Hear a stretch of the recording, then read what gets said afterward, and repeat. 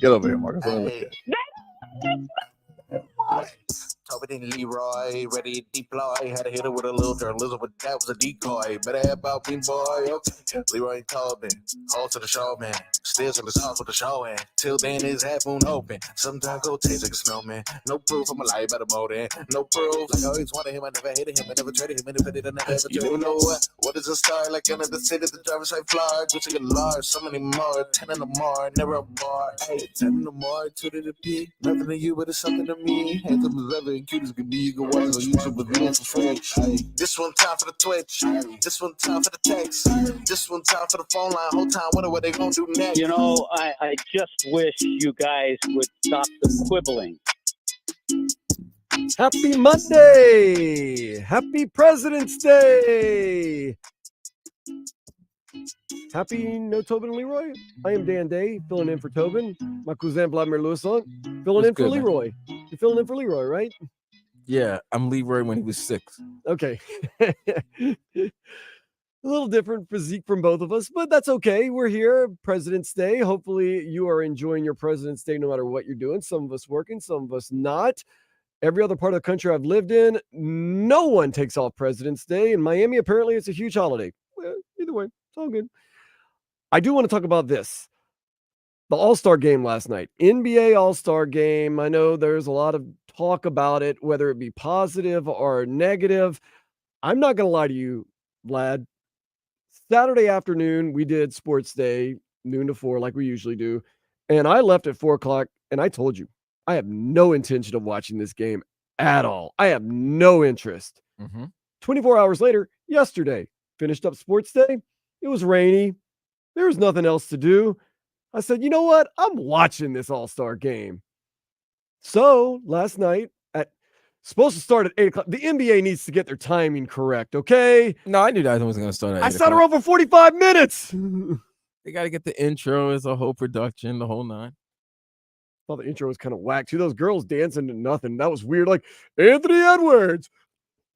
That was weird, man. Get that out of there. That's kind of creepy, but nonetheless, I don't want to get sidetracked yet.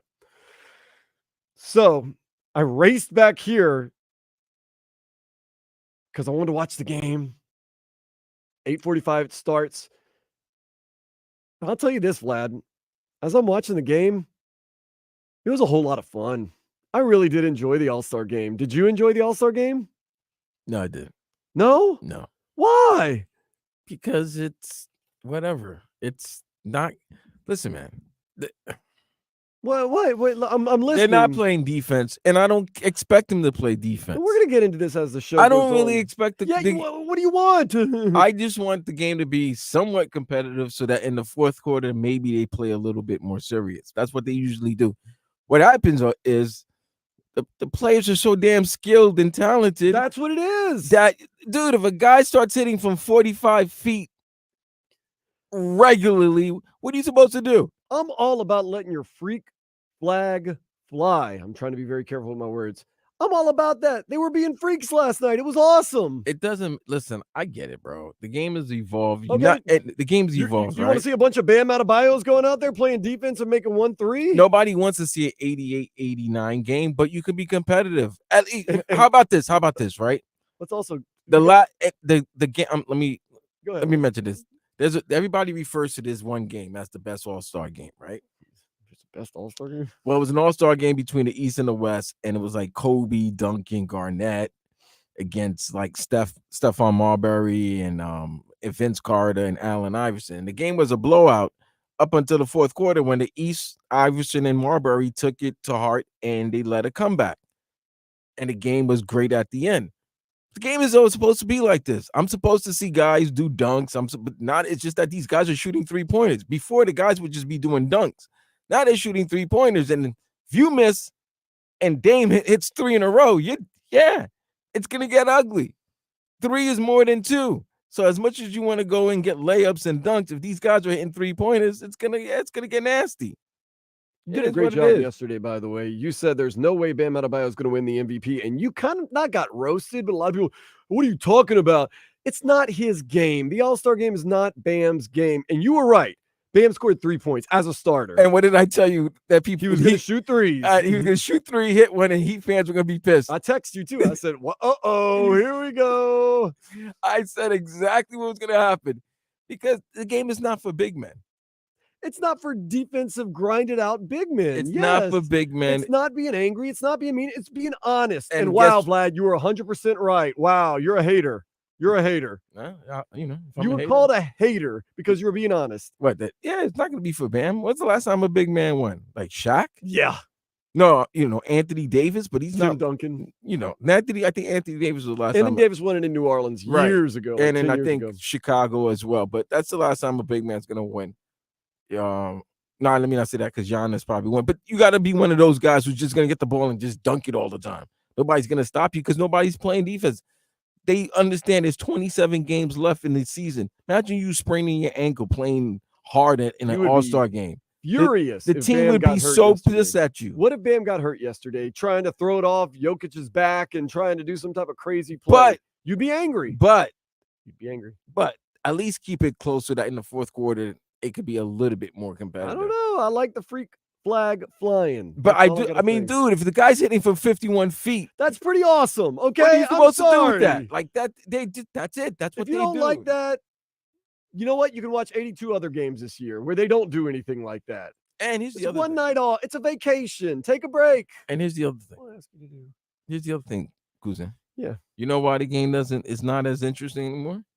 Because you see these damn players all the time.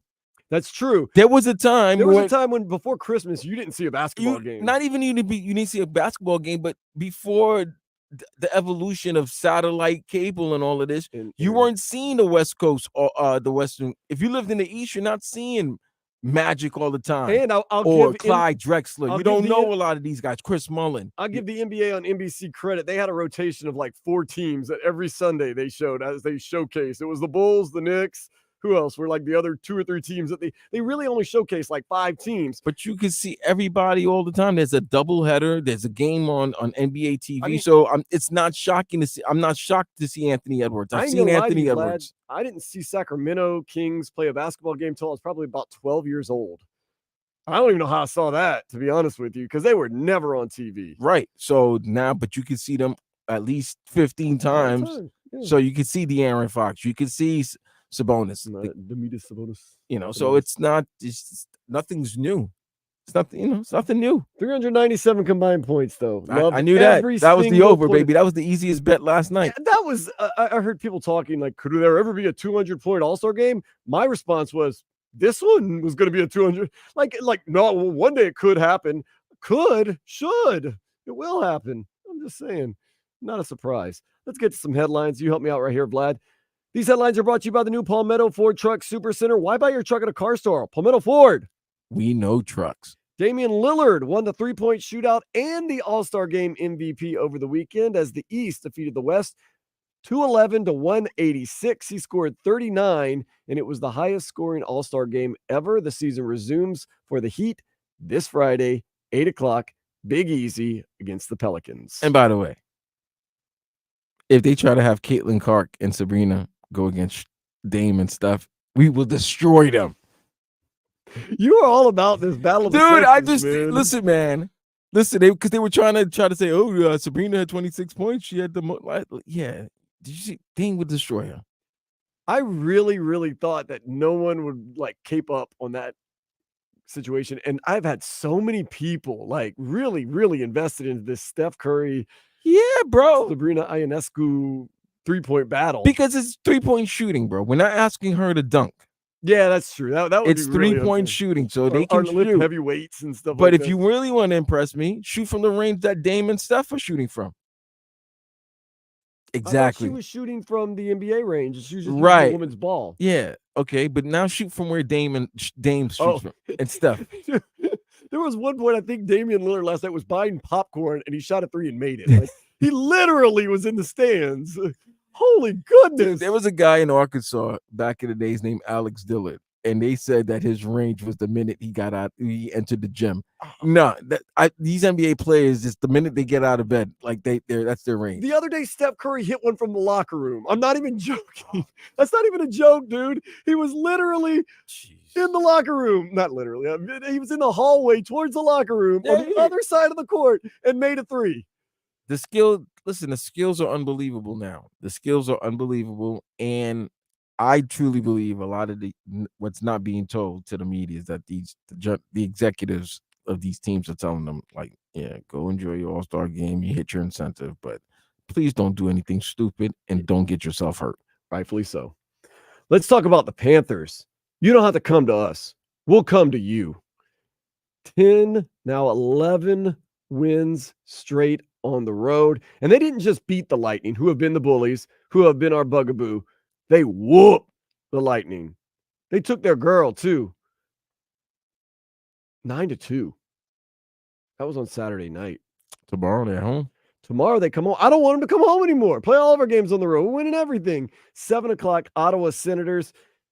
You can come to us. We'll give you a whooping that way. But you know what? If you don't want to come to us, we'll come to you and whoop that tail. Man, those Panthers, they got something going on. We knew they were going to be good this year, but we didn't know they were going to be like this. I mean, they are scared of no one. Second hottest team in the NHL. I'm not scared of Edmonton at all. I ain't scared of the Rangers. Rangers had to make a comeback. What a great win last night. Islanders, Rangers, MetLife Stadium, the Stadium Series. They were down early and often, and they came back and won in overtime over the Islanders. You ready for this, folks? I think you're going to get a Rangers-Panthers series in the playoffs. Let's go. And Knicks Heat in the postseason. Let's go. We all know who's going to win both of those series. I mean, I'm not being a cocky Miami guy. I'm just saying we think we all know who's going to win these series. I'll put my money and my heart on the Panthers and the Heat in those series in the postseason. I got them. Canes baseball team remain undefeated. They're 3-0 after the first weekend of games against New Jersey Institute of Technology. Yesterday's game was rained out, but they had a walk-off win 8-7 on Friday. And then Saturday. Are they going to make that game up? Nah. Okay, 19-2. It's 16-0. They're going to be playing UCF Wednesday at 5 o'clock. A little midweek action. In-state midweek action. You don't get no favors from these in-state games either, man. UCF's really good too. So here we go. Canes men's basketball team, they're now losers of 4 in a row after falling to Boston College 85-77. Duke comes to town Wednesday at 7. Vlad, you're going to be in attendance. I will be there. Let's go root the Canes on. Hopefully they can snap their losing streak. Like I said, I've watched Duke a lot this season, and they are a very good team, but at the same time, they make games awful close. So I would expect Canes to be right there. It's competitive on conference, that ACC. That's true, too, yeah. They've got some good teams this year. But I could see Duke and the Canes going down to the wire. I really could. Rivals.com ranks the Hurricanes D-line as the top recruiting class for the D-line in 2024. The U opens their season in Gainesville against Florida on August 31st. See, I threw in that first game because that's where it all counts, Vlad. Yeah, I'm sorry. I'm sick of hearing about rankings and, recruits and all that. I love it. We get it. It's cool. But then after a while, it's like, can I see this be performed on the field? Can I see it? I get these players are good, but I want these players being good, helping the team win on the field. You'll see. We'll see. All right. G-Leaguer Mac McClung has repeated as the dunk champion after dunking over Shaq the other night. Jaime Jaquez Jr., whose birthday was yesterday, he's 23. He also dunked over Shaq, but finished in 4th place. He also did a dunk in homage to his Mexican heritage. Team Pacers took the skills challenge, if that means anything. Vlad, you're very happy monetarily and just inside your heart. Steph Curry outshot Sabrina Ionescu in a one-on-one. Yeah, I had a good All-Star weekend. 29-26. I had a good All-Star weekend. Yeah. I am not going to lie. I really did enjoy watching the game last night. I mean, I had nothing else to do. And we'll talk about some of my escapades last night, which were not much escapades. This area around here, the radio station, is not the most wild, festive area. But nonetheless, the game was fun. I enjoyed it. It's a Sunday. It doesn't matter. Dolphins defensive coordinator Anthony Weaver plans on keeping Ryan Slowick on the staff, but not as a linebackers coach. Rather, he will work with the defensive backs next season. 24th ranked FAU, they came back from a 25-point deficit, cut it to 1, and then lost to South Florida 90-86 yesterday. They're going to host SMU Thursday at 7. Are they hosting? I got to make my, you know what? This might be college basketball week. I'm going to go to I'm not gonna lie. I watched that. I told you when we got off work, I'm watching a little bit of the SMU Memphis game, and you go, Memphis does not play defense. Woo! SMU put a hurting on Memphis. I told you, bro. I'm getting ready for the tournament. That was not competitive at all. Well, you skipping one of the biggest headlines, bro.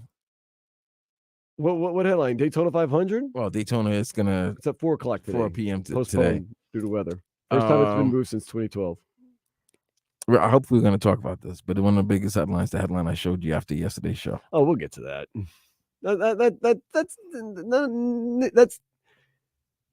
That's not here. That's there. Go ahead. Tell me what you're thinking of. Well, since after the All-Star game, I mean, we're talking basketball. Obviously, the Heat get their second half of the season started on Friday against your New Orleans Pelicans. But they're already looking at the 2024-2025 season. As I'm leaving the studio after our great show yesterday, the host of this program, Tobin, who Dan is filling in for. Maybe we should play that later on. Maybe.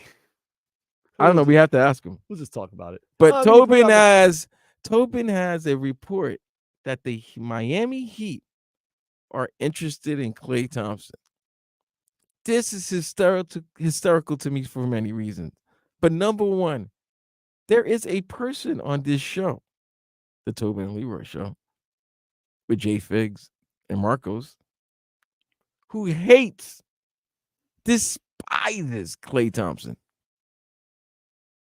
And it would be very interesting if Klay Thompson was a Miami Heat, how Marcos would have to root for Klay Thompson. Of course. That's how everybody is. Hate him, hate him, hate him, hate him. He's one of us. We love him. Awesome. Yeah, it's true. Would you want Klay Thompson on the Miami Heat? We're going to get into that. I mean, it's so far away. And, if he can score 35 off the bench. Not that far away, bro. Not. How about we worry about the 27 games ahead of us in the postseason that we hopefully will have? But if you can give us 35 points off the bench, if you can give us 35 points, period, that'd be great. Is he washed? What? I would say no. Dude, he's so washed right now. Scored 35 the other night off the bench. He's washed. When was the last Heat player to score 35? In a regular season game? Just this season. Who's the last guy? When was the last time a Heat player scored 35? Did Heat ever play even scored 30? I think Jimmy might have scored 30 once. I'm just saying. But the last Heat player scored over 35 is Jimmy. I'm going with Jimmy. I would guess, yeah. In the postseason. Yeah, I mean, we definitely had some big postseason games. I don't know. Daytona 500 later on today. Yes, 4 p.m. Spring training continues for the Marlins. And get this, next season in November, since we're looking ahead, the Panthers will face the Dallas Stars in Finland as part of the NHL's Global Series. They will play in Tampere, which is Sasha Barkov's hometown. You gonna make that trip? I mean, if I had the means and the ends and all the other things, for sure, I'd love to go to Finland. Wouldn't you like to go to Finland? I mean, Vlad, yeah. You would be treated like gold in Finland. Of course. They love the brothers out there. All right. Let's take a quick break. Let's come back and let's talk about Klay possibly coming to MIA here on 560 WQAM. WQAM.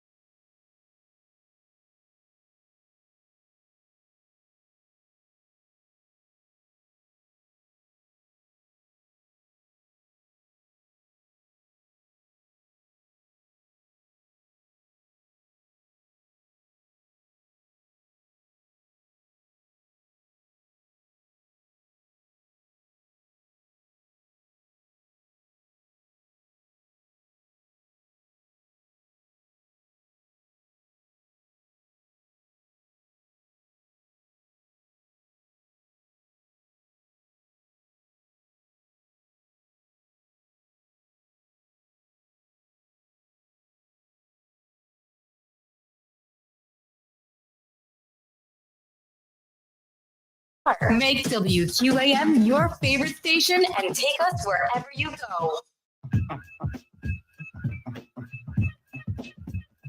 President's Day on the Tobin and Leroy show. I am Dan Dave filling in for Tobin. He is Vladimir Louison filling in for Leroy. J Fig and Marcos. Ooh. I'm filling in for Marcos. Okay, I'm filling in for J Fig then. Take that. Pat Riley always says the Heat are open for business, always looking to improve, never satisfied with what they got. Well, they have to be satisfied this year because there isn't much room. DeLon Wright is going to join the team when we resume play on Friday in New Orleans at the Smoothie King Center. But other than that, there's nothing else you can really do. But somebody floated it out there. Maybe a guy that hosts this show, not Leroy.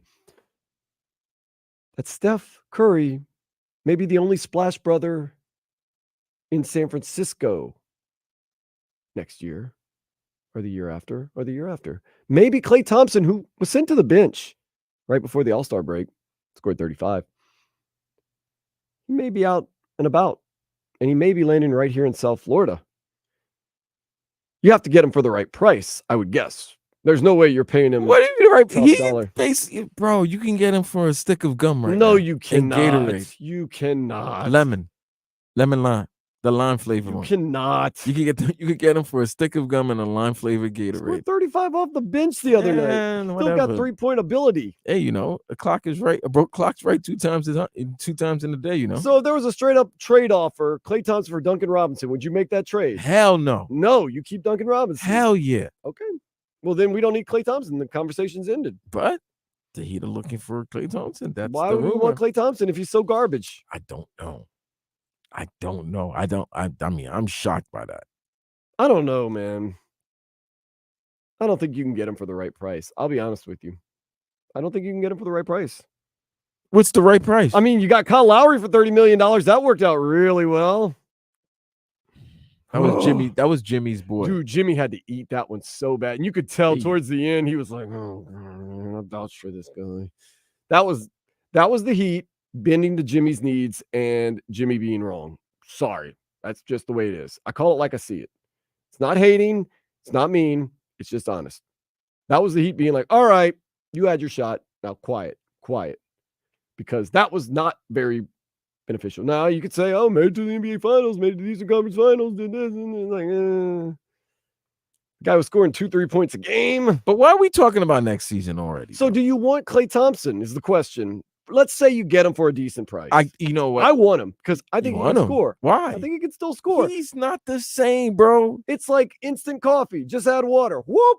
Get some points. Dude can stretch the floor. 3-point shooting. Not been playing well. That's all you ask. You don't ask him to do anything other than shoot threes. Listen, man, the man has a broken body. They even made fun of his broken body. I can tell you who not to cheer for. Yeah. Curry turn around and then he sees Clay's broken body. He's a bomb. It's broken body. So look at that. Broken body. Do you want broken body bum, Klay bum. Thompson? 305-567-0560, the number to text in. You can also jump up on the YouTube and Twitch live. Is he a bum or is he our bum? In the future? No. You gotta listen, man. Obviously, everything's gonna be looked after the season. This is what, the 5th year. This is really all about Bam, Jimmy, and Tyler taking that next step. And Duncan. And Terry Rozier. But I don't understand, why would you go after Klay Thompson? That to me would be getting older next year. Just I don't add think water. I don't think you want to get older. This team needs to get a little bit younger and athletic. There's no athleticism with Klay Thompson. He old, man. He's donezo. Washed. Rinsed. So where's he going to go? He shouldn't go to Miami. So what is your better option? Run it back? I don't know about running it back, and I don't know where you end up. What if you have another finals run? You think Klay Thompson's the final piece? Okay. Listen, watching that All-Star game yesterday and watching what he was doing on Saturday, I know you Heat fans, it's gotta bother you that you didn't get Dame. Yeah. It bothered me before this weekend that we didn't get Dame. Dame wanted to come here. We wanted Dame. Joe Cronin screwed it all up. Gotta give Joe Cronin credit. Gotta give him credit. He messed you up. That's like the ex-boyfriend or girlfriend, blocking you, man. Like, come Oh, on, man. yeah. Why are you doing that? We were gonna have a good thing. Larry O'Brien blocked you. He blocked us, man. O'Brien blocked Why you. are you gonna be like that? We'll give you a good deal. We ain't gonna cheat you. We'll treat you right. You were gonna give him Kyle Lowry. He still got garbage. You were gonna give him Kyle Lowry. You got to get rid of the guy. I mean, You were gonna give him Kyle Lowry. That was Basura right there. 2 points, 5 assists a game, baby. Nonetheless, watching Dame that yesterday and then watching what his 3-point shooting, his 3-point prowess, it was like, man. A guy that can get a basket at any point, anytime, anywhere. Pretty good. Pretty good. I wouldn't mind Klay Thompson for the right price. This is a question you do bring to me, Vlad. If you say, what if we make another finals run? Well, you kind of justify the lineup that you have. You kind of have to run it back. No, can't run it back. Even if you make the finals again this year. Why? Unless you win the finals. No, you just make it to the finals. If you make it to the finals and lose, you're still back at the same. Why would you blow it up? You're making it to the NBA finals. Because it's been 5 years already. You know how hard it is to make it to the NBA finals? I know it, but they've been making it with different. Ask other teams how hard it is to make it to the NBA finals. It's difficult. We get that. Ask the Pelicans who have never been there. I get it. Ask the Sacramento Kings that have barely been in the playoffs. But the team that's been there and hasn't won, it's bothersome. You haven't won a title since 2012. I'm sorry, 13. You know who's got the hardware, the rings on their finger? Klay Thompson. Maybe that's what you need. Some 3-point shooting, some experience, guy that knows how to win championships. Get out of here, man. Get out of here, man. Get out of here. I gotta go. I'm going home. Okay, so it seems like Heat Nation does not want Klay Thompson. No, they don't want to get older. So we're just gonna roll with Duncan Robinson. Well, I mean, we are paying Duncan Robinson a ton of money. Duncan's playing better than Klay had. I'm not knocking Duncan. I'm just saying, you don't think for the right price, Klay Thompson would be a good choice for the Heat. What if he's signing a 2-year, $10 million contract? Maybe. What but about he's 15? not. What about 15? Can I get a 15? 2-year, 15? 2-year 15. 17. I don't think he should get any. Okay, cool, whatever. If that's the situation, but he can't get anything in the double digits. He turned down a 2-year, $48 million contract. You and I always say it. Bird in the hand's worth 2 in the bush. He went for those 2 in the bush, and you didn't get that bird in hand. Cost him. He's on the bench now. He did score 35 off the bench, though. He still has it in spurts, it seems like.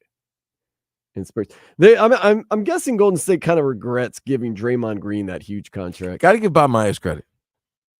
Wow. He got out of there. He was the general manager, and he got out of that nasty situation because he saw that these players that were so important in their title run and this dynasty that they created, he saw that they were getting, he saw slippage. He saw a drop in their play, and it's loyalty over money. These players become more than players to you. They become friends. They become like, family. And it's hard to tell your family or your friend, a dear friend, that, I can't pay you this money that you want because you're not the same player anymore. So what did he do? Took the next best thing. Got a job with ESPN. He's on NBA Countdown. He could talk about it, but he ain't got to do it. That is a good job, though. Instead of hurting people and burning some bridges, you just say, I'm out. I'll let Mike Dunleavy Jr. deal with it. You guys deal with it. And also, I look really good, and the next guy looks really bad. It looks like I did it. I got the rings. I got the job. I'm less stress. Like you say, you know what I mean? Like, timing is everything. Bob Myers looking good. He's so great right now. They were asking him to help with the Commanders coaching job. Yeah. He would rather help a team from another sport hire their coach than tell Draymond Green and Klay Thompson, I can't give you this money that you're asking for. You got to go. Nah, you got to go. You can either take a pay cut or you can go. Sorry. Got a business to run here. Thanks for all your help, though, by the way. Really appreciate that. And look at Klay now. Clay's like, now he had to humble himself. And that's the thing. He has to humble himself. he realized his best bet is, I think, is to stay with Golden State at a lesser At a rate, lesser rate, yeah. then go to another team and then realize that your value is not what you Yeah, thought it was. you stay And with Golden State and you're kind of protected that's in a way. very humbling for a player. But there is talk, Tobin, especially that there could be a Klay Thompson landing here in South Florida. I really want to see how Tobin turn. If that ever happens, I want to see how Tobin makes this so positive. I mean, Marcos is going to be just heartbroken. Oh my God, He was big on Victor Oladipo though for a while too, because he sounds like his last name sounds like Home Depot. Whew. There's another superstar in South Florida that has a contract coming up.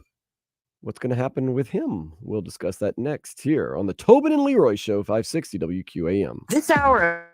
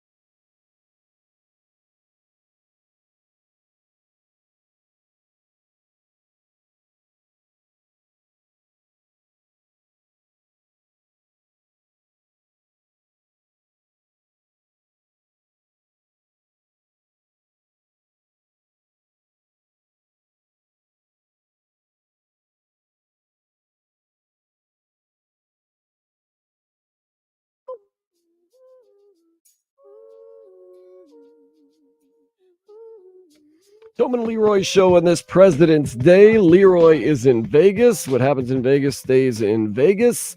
Tobin taking the day off, although he was busy yesterday posting all types of stuff about Klay Thompson and all types of other craziness. Marcos, don't know what he's doing. J-Fig, I don't know. Nonetheless. You're upset that they took President's Day off, aren't you? No, I'm glad to be here, to be honest with you. Okay. I'm really glad to be here. I'm excited. I never take President's Day off. I rarely take a day off. I think the only day I'm going to take off is Easter and when I go to Phoenix for a couple of days. That's not the point, though. What I do want to talk about is some nonsense that I recently read, and you might get mad at it. You might, I don't know. Some people might agree with it, but recently the Athletics, Mike Sando, made a comment that the Dolphins' best move going forward is to trade Tua Tagovailoa for some draft capital and sign Kirk Cousins. He says it just makes sense. Tua is entering a final season of his rookie deal, a fifth-year option worth $23.17 million. Yeah, you know, I'm sick of the Athletic, bro. Well, another thing is this. You know how much Kirk Cousins made last year? Listen, I'm going to tell you why I'm sick of the Athletic. Please, besides the nonsense that he was... The nonsense that that gentleman just wrote, the nonsense they trying to... It's like ever since Aaron Rodgers took a shot at Diana Rossini during his press conference when he was introduced to the Jets, she's made it her job or her livelihood to just know everything about the Jets and like uncover all dark secrets and craziness that went with the Jets, right? So this writer right now wants the Miami Dolphins to trade 27-year-old Tua Tagovailoa for an aging, I just shredded my Achilles heel quarterback. No, not trade. They want to trade for draft capital and sign. Oh, no. Trade draft cap. Sign for draft capital. They want to sign. So you want an Achilles heel broken quarterback. A guy who also made, talking about the cap hit, 23.7 for Tua. Last year, Kirk Cousins made $35 million. Go ahead. And Sergey asked a good question. I mean, who wants Tua? What teams would take Tua? Let's go to this. Okay, what teams would take Tua? I know a lot of teams that would take Tua. I mean, he led the league in passing yards last year. What team would take Tua right now? What teams? Let's go. Yeah. What? Probably the Pittsburgh Steelers. I don't know. They're open for business. Yeah, but guess what? I don't know if they want Tua throwing in that cold. There's a lot. You have to understand. There's a lot of things that is being said. There's a lot of narratives about Tua that everything's got to be ideal for him to throw. So therefore, okay, fine. If that's true, I don't see him playing in Pittsburgh. Well, are you saying he can only play in a warm climate? I think he can adjust. He's a professional athlete. Has he shown you anything in the last 2 years that makes you believe that he can win in I would think non-ideal conditions? If he lived and played in that regularly, I think he would adjust. Yes. Professional athlete. My other thing, though, Mike Sando goes on to say, your upside with Tua certainly seems limited. Yeah, you're not limited by Kirk Cousins, are you? I mean, does Kirk Cousins get you a better record or get you further into the playoffs than Tua? What is he doing? What are we talking about here? With that being said, all foolishness aside, why would the Dolphins not let Tua play out this fifth year? Why would they extend him prematurely? Yeah, what are these writers thinking? I mean, we throw this around obviously as the topics and everything like this, but then when you after the week or two after their season ended, you sit down. If you really are a competent fan or competent writer, you just start thinking about, okay, look at the team heading into 2024. What's ideal for them? Ideal for them is just to let Tua play his fifth year of his contract. That would be the prudent thing to do. In his third season with Mike McDaniel. But yes, do I believe their asses on the George Foreman grill? Absolutely. Absolutely. But I will take Tua right now and his portly self Sorry, you kind of getting a little, kind of getting a little chubby there. I will take Tua right now over Kirk Cousins and his broke Achilles heel. I mean, I just don't understand how you're saying, "Ooh, Kirk Cousins gives you more than Tua," when honestly, I think way more of an upside on Tua than Kirk Cousins. Kirk And what do you? Cousins, we know, And what is he expecting that the haul would be for Tua? You think you're gonna get a first round pick for Tua?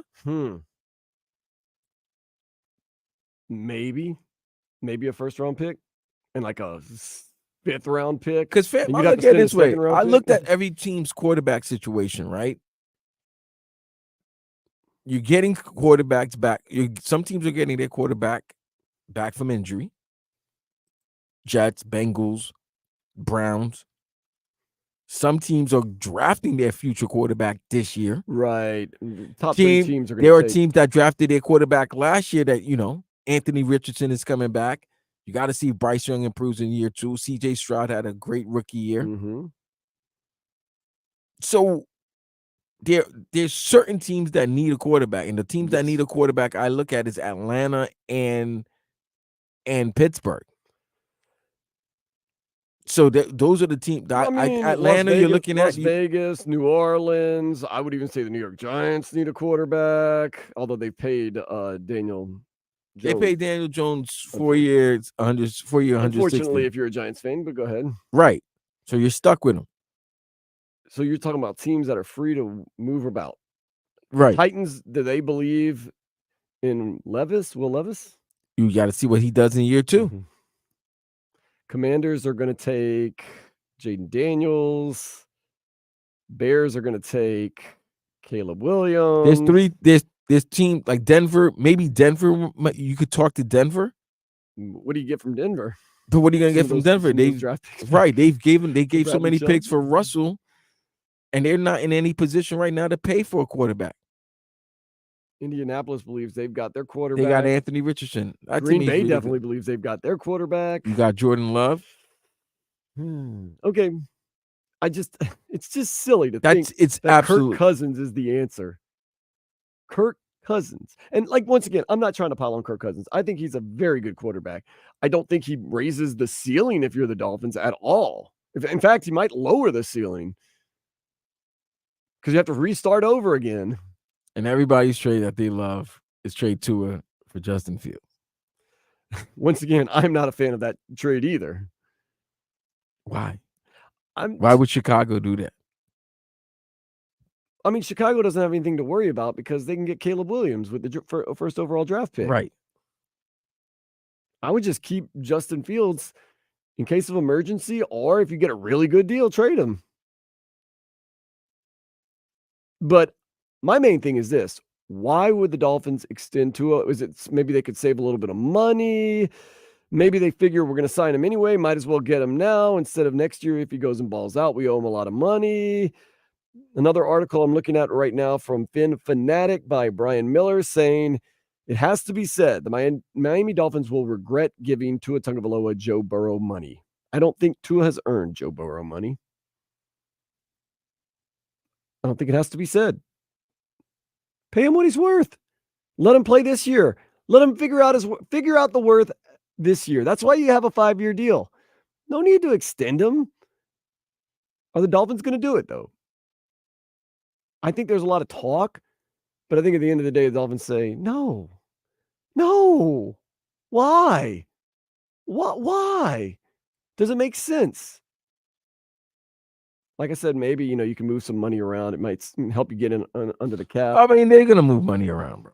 But you always find ways. You always find ways. From your team, Mickey Loomis always overcharge that black card and still figure out a way next year to make the signings that he needed to do. Nonetheless, that I don't think you should trade Tua. But next season's a big year for you guys, for the Dolphins. It's a money year for Tua, man. It was a money year, but it's also take our money, please, Tua. Earn that money. Yeah, it's basically if he plays the same way, What if he gives you another year like last season? What if he gives you a better year than last year and makes a run in the playoffs? Well, then you got to pay that man. Then you pay him, and Right. you gladly pay him. But Take what if our he money, doesn't? Tua. What if he gives you the same? He leads the league in passing yards. Loses a lot of games in December and then fizzles No, away. that's at the end. forget it. Don't worry. However December happens, whatever. They finish 11-6. They win a wild card game. Okay, got to pay him. What do you pay him? 45. So if he doesn't win a wild card game, but he has the same numbers from last year, do you keep him? Yeah, you pay him between 40 and 45. So every win in the playoff will add a what? Give me like $2.5 to $5 million to his deal. Absolutely, I respect that. I dig it. Absolutely, it's silly. No, it's not silly, but it's I nice. so respect that. You have to respect. No, yeah. When you get to the postseason, because you're right. Basically, he's averaging $40 million out the gate. In whatever team and whatever deal he gets, whatever situation, minimum 40 right now. Right now, are you going to add to it? Accolades, meaning passing yards. If you throw over a certain amount of touchdowns, wins, playoff wins, those are the incentives. Those add that number. So I think a playoff win adds $2.5 to $5 million to your deal. Yeah, I think Tua's at the base salary right now of 40 a year. Now it's time to make that extra. He can earn that extra this year by, like you said, yards. If he leads the league in 5,000 yards, that to me is $1 million. The thing is, honestly, you can have a ho-hum statistical season, but if you make a run in the playoffs, it's all that really matters. Still gonna get paid. But if he wins a wild card, 45. Yep, that's minimum. Win a wild card game, win our first divisional round, 48. 20-something years, you get 45. And divisional round, 48. It just keeps going up and up and up and up. If you win the AFC Championship game, 50. Keep dreaming big, Vlad. Go. And if you get to the Super Bowl and you win it, you win the Super Bowl, pay that man 52 to 50, 52.5 to 55. Done deal. If I'm his agent, that's how I'm looking at it. I pray that a year from now, Tua Tagovailoa is the highest paid player in the NFL, because that means he did some really big, great things. The Dolphins just spending money. Don't burst my bubble, Vlad. Don't burst my bubble. Oh, coming back, going to get you up to date with everything that's happening in the world right here on the Tobin and Leroy Show, 560 WQAM.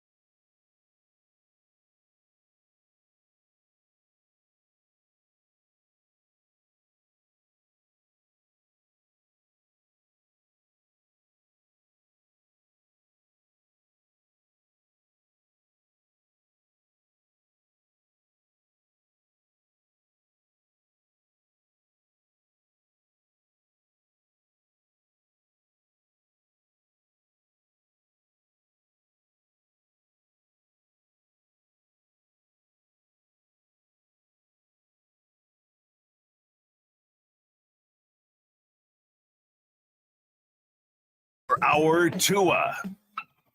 It's our Tua. It's our Tua. It's our Tua. Tua, Tua, Tua. Tagovailoa. Not Tua Tagovailoa. A for effort. Dolphins quarterback. Tua. It's our Tua. It's our Tua. Tua. Tua, Tua, Tua. Tua, Tua, Tua. Go to hell. Tua Tagovailoa. Dolphins quarterback. Daddy loves you guys. Our Tua with Tobin and Leroy. Check the history of our Tua the program. Hopefully at this point next year, Tua will be the highest paid player of all time in the NFL because he will have led the Dolphins to the promised land. That would be the happiest day of my life. Also because I am not the person paying him. I'm all for people making that money as long as it's not my money. And when I say my money, I don't have any, so I couldn't pay him anyway. But that's it. Tua, ball out this year. Win a lot of games. Win some playoff games. Maybe go to the Super Bowl. Win the Super Bowl. You're our guy for life. Yes, indeed. Jacques Vaughn is not the Brooklyn Nets guy for life. They just fired him with a 21-23 record. They are 11th in the East. Not the biggest surprise in the world. What else is going on in the world? Well, Jimmy Garoppolo got suspended for PEDs. It was kind of a weird PED situation the other day. Suspended for 2 games. They're expecting him to get cut by the Raiders. He apparently was not like using like illegal drugs, but he hadn't gotten cleared for the drugs. You're supposed to apparently get cleared, and he didn't get the proper clearance. So he was taking some kind of drug, and now he's suspended for 2 games. But that's kind of a moot point for now because he's going to get cut by the Raiders anyway. But whenever he does get reinstated or whenever he signs on another team, the 2-game suspension will be there. Poor Jimmy G. I mean, him and Brock Purdy are kind of the same people. That's me. Kind of the same. Kind of the same. There's a report, Pittsburgh. There's internal division on deciding between Pickett or Rudolph. I would decide against either of them. But Rudolph is a free agent. Well, they're still deciding whether they want to pay the man or whatever. I mean, I think Kenny Pickett's okay. I think Mason Rudolph's okay. There's all that talk of Justin. Why is Justin Fields all of a sudden a hot commodity? Because he's talented. He is talented, but he's not a superstar. And he's shown improvement every year, actually. His team has gotten better every year that he's started. He's mobile enough. And if he has the right weapons around him, they think that he could be more of what you see in his quarterbacks now, a guy who can throw the ball and also move. We've learned that you need to be a little more mobile in today's NFL. You have to be more mobile. That's why Dolphin fans were very worried during the Pro Bowl when they saw their quarterback, look like he's been eaten. I'm just trying to, yeah. Tua looked a little heavy in the Pro Bowl. That's okay, though. You got to look at the quarterbacks that were successful. Patrick Mahomes, of course, yes. Brock Purdy showed that he had some wheels. Lamar Jackson was MVP. Jared Goff, not so much. He's not a wheeler and dealer, and they still made it almost to the Super Bowl, minus Dan Campbell and his ego. Well, I mean, if you have an offensive line, like Detroit has, yeah, that helps. You got a good offensive line here in Miami if it could stay healthy. It was still pretty decent healthy-wise, even when it wasn't healthy. But do you really want Tua moving around a lot? I mean, the narrative of he has to stay healthy is kind of gone away after last season when he stayed healthy. I mean, I thought so, but we mentioned you mentioned a report this weekend on the reason. There was a writer that wrote why the reasons that the Dolphins should not pay Tua the money. And one of it was his his health injury and his health history. Yeah, and that's true. And it wasn't just the concussions. It was just overall he's had injury problems throughout his career. But as we look at it, a lot of guys, especially that are quarterback, they are having injury problems. Joe Burrow, I mean, he has been just injury prone since he's gotten into the league. Nonetheless, pay him his money. Pay him his money. So we'll see. We'll see how it all works out. But the narrative all year long was that Tua needs to stay healthy. And if he stays healthy, the Dolphins will be fine. And they were. Everybody else got hurt. Tua stayed healthy. Tua was probably the healthiest quarterback in the NFL this past season. But at the same time, that's true. You don't want to wheel him out there and say, okay, now that you've had a season under your belt of not getting hurt, let's go run you a little bit more. Like, I don't know if that's the best idea. You kind of tailored the offense around him not getting touched, like releasing before guys were out of their breaks. I mean, you got to give Mike McDaniel credit.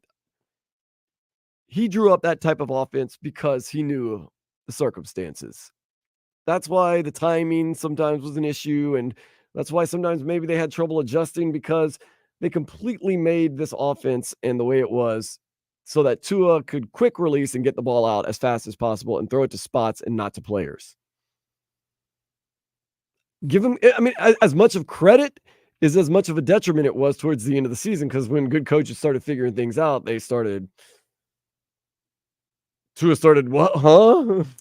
We all said it, man. The offense during the last 6 weeks of the season was not the same offense that we saw. I think their last really decent game offensively was that Washington Commanders game. The Jets game. I'm sorry. The 30-0 game against the Jets when they shut them out. But that was without Tyreek. That's true. Jalen Waddle was number one. That was without Tyreek. Injuries matter. Obviously, injuries happen. Jalen messed, his ankle injury. He played a lot of good teams and a lot of good coaches. That matters. But that matters. But when the narrative has been all year that you can't beat the good teams, and then when you do play them, you don't play your best. You don't play the way you've have all season. Then that narrative starts becoming facts. And I will say this: when I was watching the Kelce's, Travis or Taylor Swift, whatever you want to call her, Travis, boss, and Jason Kelce talking about, like, I do like the Dolphins, but winning in December is different than winning in September. And I was like, they're just fodder for talk. And then it happened again. And I was like, no, it's bro. This is what happens, man. That word hope, it's a nasty word. It's great, but it's nasty. I know. Because you're going to watch the Dolphins. We're all going to wait till May when the schedule drops. And then you're going to look at the games. And if they win in September and they go against teams that were in the playoffs, like say that their first 4 games to start off the year are against teams that made it to the playoffs, and they go 3-1 or 4-0, you can't say that the narrative, they can't be good teams, right? Right. It's going to be now that they can't win at the end of the season. It's always going to be something. I can guarantee you this: the first 8 games of next season are going to be a hell of a toboggan ride, Vlad. I don't think anyone thinks it's going to be a rough road. We're not worried about the first 8 games. We're worried about the final 9 games, maybe even the final 6 games. That's what we worry about. This Dolphins team is good. We know that.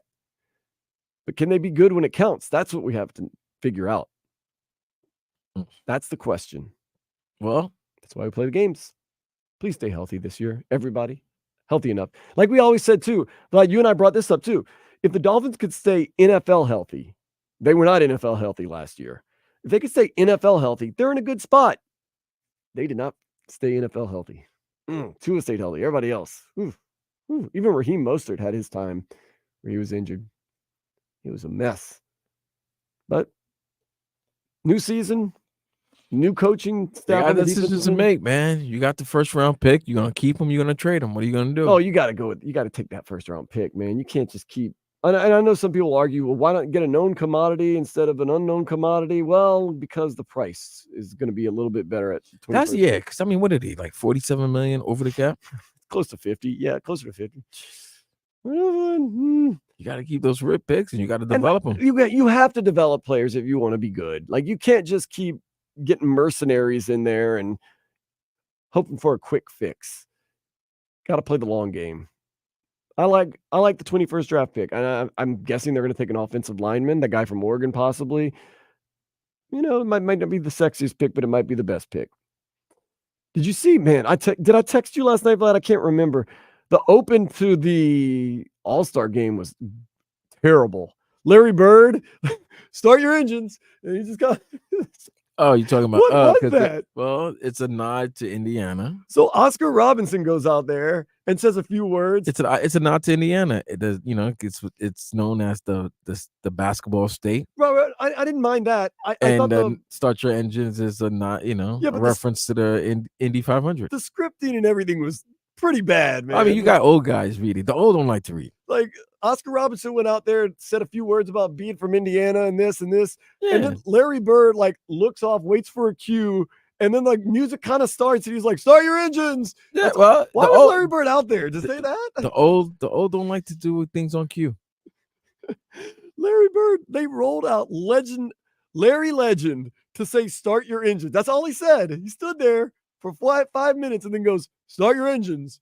That's it. And then That's why you need Larry Legend. And then you get the dancers. Dun, dun, dun, dun, dun. That was weird, man. Never do that again. It was just as weird for them dancing. Like, You look like you were having convulsions. starting for the Los Angeles Lakers, LeBron James. Dun, dun, dun, dun, dun. Like, poor girl. I mean, you're just doing her thing, Congratulations, national TV. I'm not part of the club, Sergey. There's a Not yet, though. Soon, though. Oh, yeah, The old. club. Oh, man, you ain't old, man. You're good. Let's get to these headlines. They're brought to you by the new Palmetto Ford Truck Super Center. Why buy your truck at a car store? Palmetto Ford. We know trucks. Damian Lillard, MVP of the All-Star game. And also, he won the three-point shootout. He is the first person to do that since Michael Jordan did it years and years ago to win a Saturday night contest and then win the MVP of the All-Star game. Michael never won no three-point contest. No, he never. He could shoot, though, man. But no, Michael Jordan won the dunk contest and won the MVP. Good for him. I mean, good for Dame. We all forget Karl Anthony Towns scored 50 last night. How much he scored? 50. Wait, he scored 50? He scored 50. But he was on the West, so they lost. 2-11 to 1. He always scoring high points and they lose. What's going on with that? Didn't he drop like 64? He was all over the place, man. Yeah. The Heat, they do resume their season Friday, 8 o'clock in New Orleans against the Pelicans. I expect the Heat to win that game. That's going to be a good game. It will be a good game. It'll be a fun game, too. It's always fun to watch the Pelicans play. And Jaime Jaquez Jr. will be out there with the hair. It'll be fun. He got robbed in the dunk contest. I mean, he got robbed with the points. I don't know if he got robbed by not advancing. He was not going to beat Matt McClung. So stop it, people. I know you're Heat loyalists, but you're Heat fans. But let's be real. His dunk was not that impressive. It's all right. It was mid. Well, I mean, Matt McClung's dunk over Shaq, which you can compare to Jaime Jaquez's dunk, was better. He cleared him easy. All the dunks Matt McClung did were better. I didn't know. I kind of like the Mexican. Now I would say this, and now if you want to make a fun, like we could have fun. His dunks better than Jaylen Brown? Maybe. Jaylen Brown thought he was in the dunk competition from like the 80s, just like regular dunks. No, the dunks look good in slow mo, but I don't need. I'm at home. If I'm looking at it like this, if I was there and I didn't have the privilege of slow motion and replay, right? If you're just watching it, with from like the minute you did it, I could see the creativity. I could see what you're trying to do. He was doing basic in-game dunks. They look impressive when you slow. You watched it over and was in slow motion, but come on, man. Yeah, I don't know. Panthers, they were impressive. They won 9-2 over the Lightning this past Saturday. It's 11th straight road win. NHL record is 12. They're not going for that Tuesday. They're at home Tuesday. Emirates Bank Arena. Against the Senators. Ottawa Senators, 7 o'clock. Sell that crowd out. This is the time to see the Panthers. If you are a Panthers fan and you only go to a couple of games a year, now's the time because they are playing great. They are fun to watch. They are entertaining. They are playing good hockey. This is the time to go and support your team and get drunk and rowdy. That's what hockey's about. It's cold in there, too, so wear a sweater. Yeah, it's brick in there. Canes baseball team, they remain undefeated on the season. They are 3-0. They walked off New Jersey Institute of Technology Friday, 8-7. Then they blew them out in a doubleheader Saturday, 19-2 and 16-0. Game yesterday was canceled due to weather, but they are back in action Wednesday, Mark Light Field, 5 o'clock against UCF. Speaking of cancellations due to weather, Daytona 500 got canceled yesterday. Our yes, sir. Starts at 4 o'clock today. Can't wait. Wait, you want to give us some? You talked about this. You got some insight that you want to give on the Daytona 500? Stock car racing, It's gonna be a long race. 500 miles. 500 miles. You got to know when to make the pit stops. There's been times when I wonder if there's gonna be a repeat winner or if there's gonna be a first time winner. this is the first time the event has been moved since 2012. So it's Due to weather? due to weather. All right. Last year's winner was Ricky Stenhouse Jr. All right. There hasn't been a repeat winner since Denny Hamlin, who won it back to back in 2019 and 2020. And Hamlin has won 3 of the last 7. Oh, go with Denny Hamlin then. I'm going with Denny. Miami Hurricanes basketball team. They need a win. They've lost 4 in a row. Boston College got them this past weekend. 85-77. Duke comes to town. Not easy. That is Wednesday at 7 o'clock. Vlad, you are going to be in the house. I'll be there. And then the next day I'll go to FAU. FAU did lose, though. They were down by 25. Came back, cut it to 1, but did lose to South Florida, who now lead the AAC. The score was 90-86 yesterday. SMU Thursday, 7 o'clock. Hey, man. Sorry to Jack Vaughn. The Brooklyn streets needed a body, and apparently the Nets gave him the body. They gave them It's pretty easy body. Jock Vaughn. That's what the streets. They gave him Jock Vaughn. Jock Vaughn just got fired. Poor guy. That's nasty, bro. I mean, he's he's not not a bad coach. Didn't he get them to the playoffs last year? Yes, he did. After all the craziness that they had with KD and Kyrie and Harden and the whole 9, kind of righted the ship, steadied the ship. Oh man, There's 21-23 too. No, 21-33. Oh, it's 21-33. Yeah, that makes sense then. Not the greatest. Not the greatest. MLS. And they're going to be locking out the referees due to labor disagreements. They're going to use replacement refs when the season starts Wednesday, 8 o'clock. If you go down to Dry Pink Stadium, you get the Herons versus Real Salt Lake. How scared will the replacement refs be? If Messi starts talking noise. Yeah. If Messi said, I've been fouled, are you gonna be like those referees in the 80s when you sure about that, Michael? Okay, I think you're right. You're right that you sure about that, Messi? I think you're right. Yeah, I know these guys. Yellow card. These guys and girls are probably refereeing youth soccer like this past weekend, and now they got to do MLS games with Lionel Messi. And I mean, Luis Suarez is no nice person to deal with. Yeesh. Yeah, that could be nasty. See how it goes. Spring training does continue for the Marlins. They actually are going to have their first spring training game in Jupiter, Florida, this coming Saturday, 1 o'clock against the Cardinals. I heard spring training's awesome. Really? People have told me. Haven't made it up there. I'm just going to wait till they come to Lone Depot and just go check it out. Yeah, bro, I'm not going all the way out there, Jupiter or whatever, just to see some guys I might not even see. Then I might not make the roster. Or it might be a split squad doubleheader. Man. The split squad doubleheader sucks because you don't know which of the starters are going to be in which squad. Never know. Okay, well, that All-Star game last night, I loved it. Vlad was not as excited about it. We're going to talk about what the All-Star game means and what it could or couldn't be in the future next here on the Tobin and Leroy Show, 560 WQAM.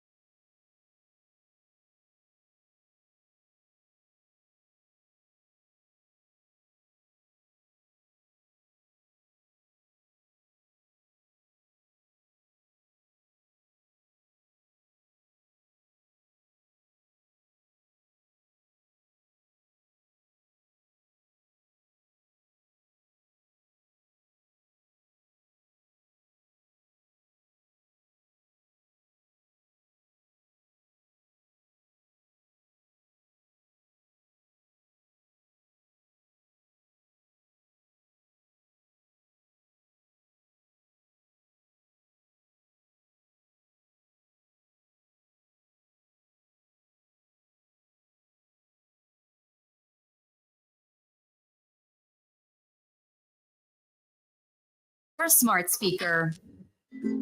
It's our number Tua with Tobin and Leroy.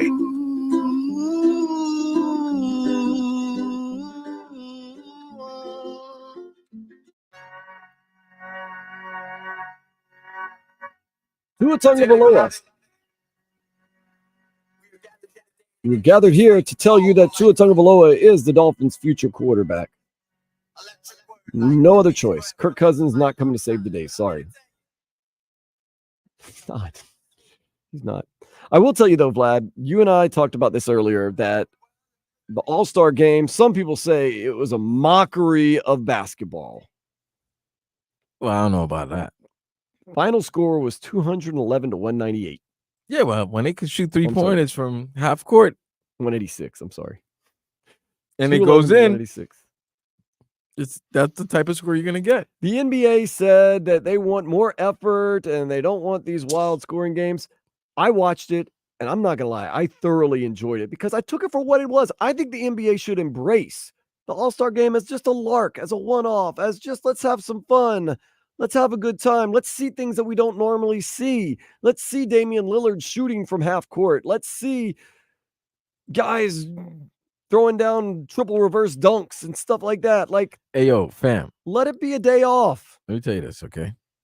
I don't want an 86, 85 game. Listen, if I take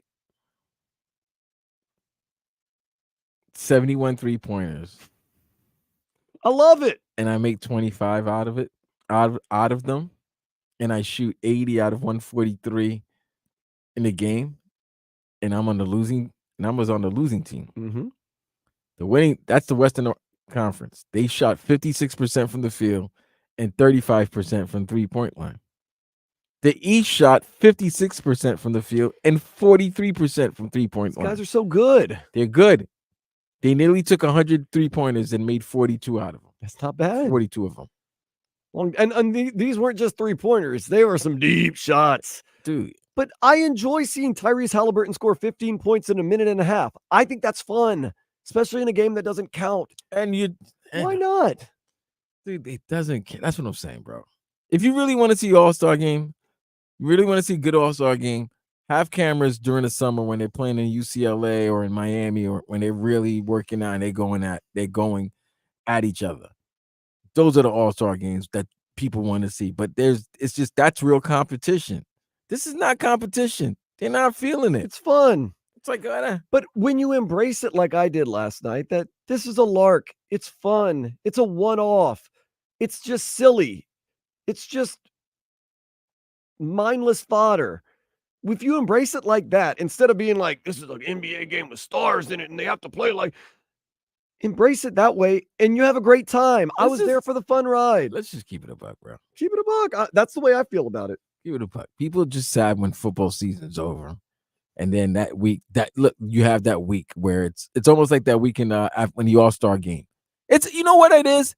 People don't like breaks during a season. Face it, they don't. They don't. They say they do. The players need it, but they don't. You know why? You have nothing to gamble on. You have nothing to watch. So then when you watch the All-Star game, you finally have something to watch, and it's not in a competitive no competitive effort is displayed, then you get upset. That is true. But then once Thursday comes back, everybody's gonna be happy again. That's all it is. They just say we're so used to and spoiled of always having sports on every damn day, every second of the day. Yep. That when you had that 1 week of where there's no sports whatsoever. Enjoy the break. Enjoy the break. Nope. And that's those fans who are just not fans of hockey and don't want to watch hockey because hockey's not really as good of a job as I give TNT and ESPN. It's not prominent in North America like football and basketball is. You know what I mean? So I mean like football and basketball are. So it's to me, I just think people just are upset because you just had the Super Bowl. You realize the NFL season's over. You're not into college basketball like you usually are. There's no players that that you have a lineage to or any liking to. So then you're not into college basketball.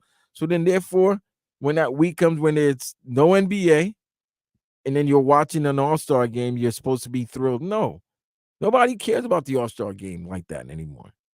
I don't knock them. I loved it.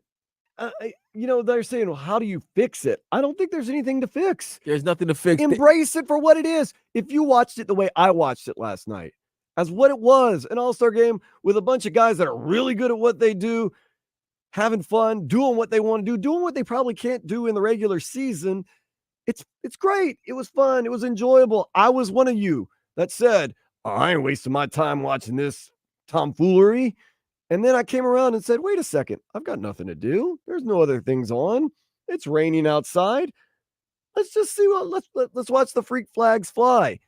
It was awesome. It was great. The NBA should just embrace it and say it's a one-off where the best of the best are doing crazy things. Maybe they don't play a lot of defense. Once again, if you want that, watch 82 other regular season games of your team. For one night, sit back, relax. You don't have to worry about anything unless you got money on it, which, Vlad, you got a lot of money on it. Oh, yeah. If you're not gambling on it, if you're just a spectator like myself, sit back, relax, and enjoy. You're not going to see this until another year from now. Enjoy it for what it is. 200 points on both sides. We hope they score 250. If we had more time, more points. I don't see what the problem is. Do you want an 85-86 grinded out defensive battle between the biggest stars in the game? Is that what you want? I just want to see effort. These guys are giving effort. They're just doing things that they can't normally do in games. I enjoyed it. No, I'm sorry. I got to answer somebody from the 786, right? Go for it. He said Jaylen Brown was trash. This man did the dap and try to fool us that he effing covered his eyes like D Brown. Stop the effery, Vlad. And I'm like, where did I say? Didn't I say that Jaylen Brown's dunks were regular dunks? Yeah. Didn't I say Jaime's were better than Jaylen Brown? Yeah. So get the wax builder out your ears and start listening better, man. What's wrong with these people? Yeah, and Nick T does bring it up on the YouTube page. They should bring the Globetrotters to all the All-Star games. Yeah, I mean, don't break out the ladder and everything else like that, but no, bro, they don't care. Listen, these players it. are being told by the general manager and their coaching staff, look, don't go crazy at the All-Star game. No. Did you not know? Listen, LeBron James, I want to see LeBron. Guess what? You only saw him for one half. You didn't see him in the second half. You didn't see KD that much. Saw a lot of Karl Anthony Towns, though. You saw a lot of Cat. Yeah, you saw a lot of the young guys. And let the young guys play and have, let the young guys go at it. But what are we doing here? But this is my thing. Like, nobody wants to see an 89, 88 All-Star game. No. They want to see shooting. They want to see dunks. What you're seeing, too, is guys doing what they want to do as opposed to what they can do in games. You're seeing Damian Lillard pull up from midcourt. He's not going to do that in a regular game. Yo, fam, I'm going to defend somebody from midcourt and then he shoots a three in my eye? Or I foul him? Come on, man. That's my thing. You're not going to see anybody shoot from midcourt unless it's a buzzer beater in the regular season. It looked pretty darn cool when Dame Lillard pulled up from midcourt and made the shots twice. That was cool. And it wasn't hurting your team or hurting anybody or helping your team. It was just for fun. People don't know what they want. That's all. And the other thing, I bet you the All-Star game was in Indiana. No knock to Indiana, but ain't nothing popping off in Indiana. Nope. How much you would have bet the All-Star year, the All-Star game next year? It's going to be, the All-Star game is back. You know why? It's going to be in San Francisco. That's it. The city at the All-Star game is being held at also causes the excitement for the All-Star game as well. Yeah, it's true.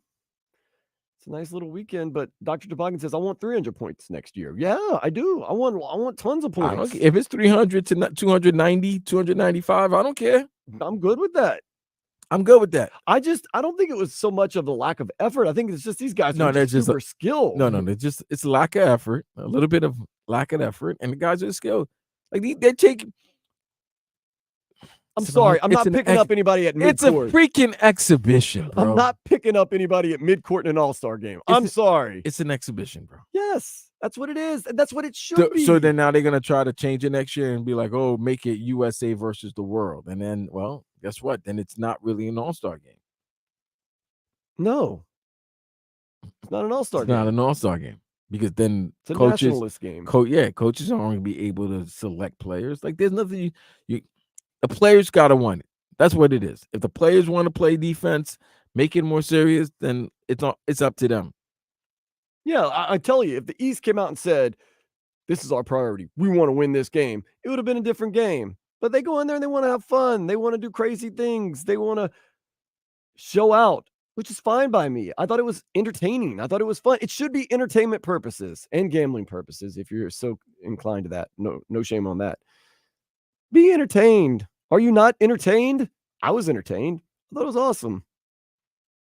Like I said, don't break out the ladder and, all types of other craziness like the Globetrotters, but have fun. Let's go. Enjoy.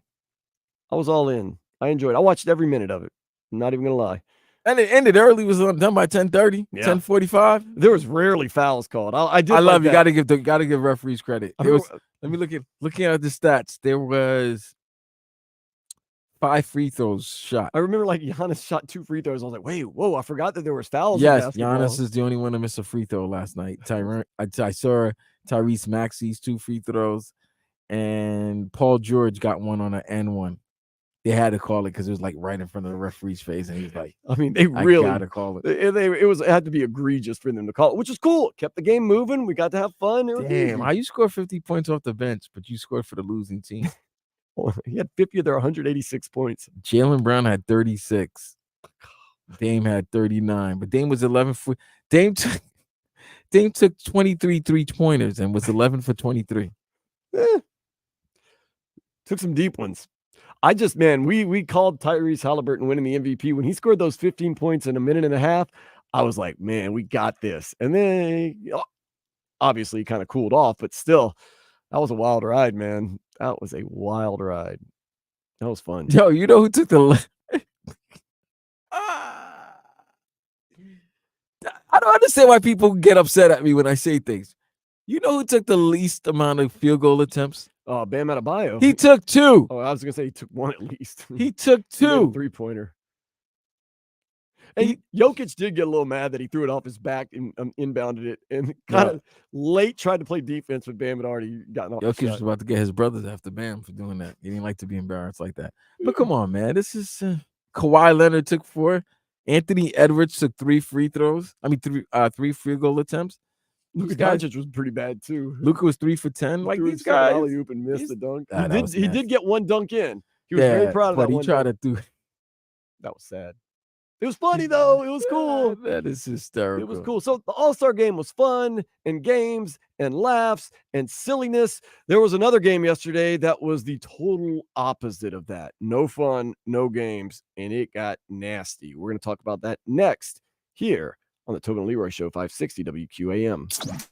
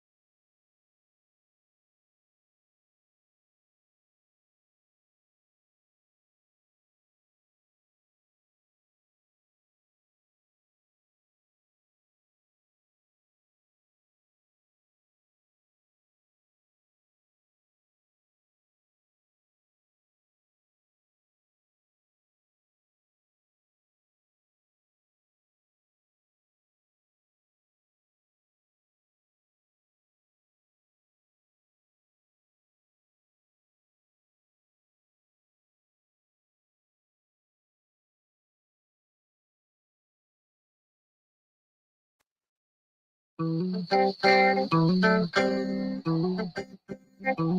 and Leroy on a President's Day. I am Dan Day, filling in for Tobin. My cousin Vladimir Lewisson is filling in for Leroy and Marcos. So that means I guess I'm also filling in for Jay Fig. So if Yes. birds come near me, they better watch out. You got a birderer. I love birds. Hey, somebody just wished me a happy President's Day, and I got upset and ripped them a new a-hole. Whoa. What's What's up with that? Who says Happy President's Day as like that's a greeting? I mean, that's not something to be angry about. No, don't wish me no Happy President's Day. That's not not try to make I'll this be honest, a real holiday. It's more fitting to tell me Happy President's Day than you, but yeah. You know why. I'm not digging into this. There's something about this country, man. Anything. Let's not try to make this a holiday. We've made it a holiday officially. Let's not try to make it a holiday. Oh man, President's Day. I'm not even playing with you. I really thought the only people that celebrated President's Day was banks and the federal government, maybe the state government. Really, Vlad. I honestly, like, if you held a gun to my head 2 weeks ago and be like, "When's President's Day?" I'd be like, "Oh, August." What month is it? February? Okay. It's not. Okay. I'm getting upset now, but nowhere near as upset as Rick Pitino got yesterday. As we were getting off the air Sports Day, Saturdays and Sundays, noon to 4, you and I, Vlad, you said, I might bet on this St. John's Seton Hall game. And I said, man, that is a New York City special, even though Seton Hall, I understand it's in New Jersey, but nonetheless, it's that New York area special. Rick Pitino is now coaching at St. John. This is his first year. You know, he had some issues. He was in Kentucky. He was in Louisville. He had some issues. He went to Iona for a while. Did some purgatory in Iona. Just don't bring him to an Italian restaurant. Man. Goodness, great horses too. Man. St. John's, he's there. So you said you might gamble on the game. Yes. So me with absolutely zero to do yesterday, and we're going to get into me doing absolutely nothing yesterday. It was rainy. There was really nowhere to go. I was kind of locked in. I was doing work here at the radio station. I decided, since SMU is blowing Memphis out by 40, why not watch this St. John's Seton Hall game that Vlad might be betting on? Mm-hmm. And about 3/4 of the way lost, through. by the way.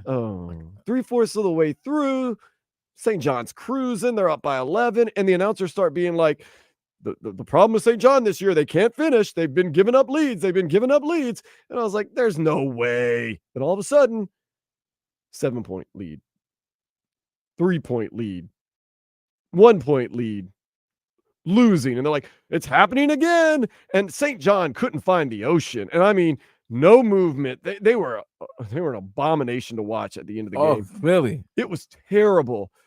So they ended up losing the game, losing the lead, losing the game. Didn't cover. Vlad lost money. That's what he should. That's a really upsetting thing. Coach Rick Pitino afterwards, he really, really had no filter at all. We just lack toughness. We just don't move our feet on defense. Look, they shot 37 free throws. Throw out the stats. You see it every game, the amount of free throws they shoot and the amount of free throws we shoot. Look at what Naheem shot on the year. Look at what Chris Ledlam shot on the year. I mean, you're a power forward. You play 29 minutes without a free throw. That means you're not offensive rebounding, not getting to the line. So it's really all the toughness things of why we give up leads. We are so non-athletic that we can't guard anybody without fouling. And really it's not about losing. Because even in winning, when we watch the film, I see unathletic plays. I see people that don't handle the ball, that's just interested in taking quick shots. So it's been a disappointing year. If you had to do it over again, would you have attacked your first offseason differently? Had no choice. We just could take who we could get, who was available. We had no choice. I don't think we were going to win the first year anyway, because when you rush like that and you don't see the players and you just not a whole lot we can do. But it's I think I've enjoyed even the Celtics when we lost. I've enjoyed every minute being the Boston Celtic coach. Didn't like the fact that we lost in that following year, but this has been the most unenjoyable experience I've had since I've been coaching. You have any second thoughts of taking this job? No, not at all. It's not St. John's. It's my team. Look, I'm disappointed. I don't want to say the wrong things, but I'm really disappointed in my team. I think it's a little too late to say you don't want to say the wrong things, Rick. Vlad, that's classless. I'm sorry. Rick Pitino ain't the most classy stand-up guy, but that was classless. He's the older man. He's an old man, man. Let him go. If you're a player on St. John's, what is your incentive and motivation to play? Well, I mean, clearly they're not giving him any motivation to coach. They need to win these games. They need to win the game. Yeah, but you're supposed to ride with your guys, man. That was calling guys out by name and by play and what they do and what they don't do, say they're not athletic, that this has been the most unenjoyable part of my career. I'm using the hand that I'm dealt. I didn't have time to get what I wanted in here. Man. I mean, I hate to be like this. I would rather hear coach speak. It's been a tough season. We're working with what we have. We're going to try to get the ship right.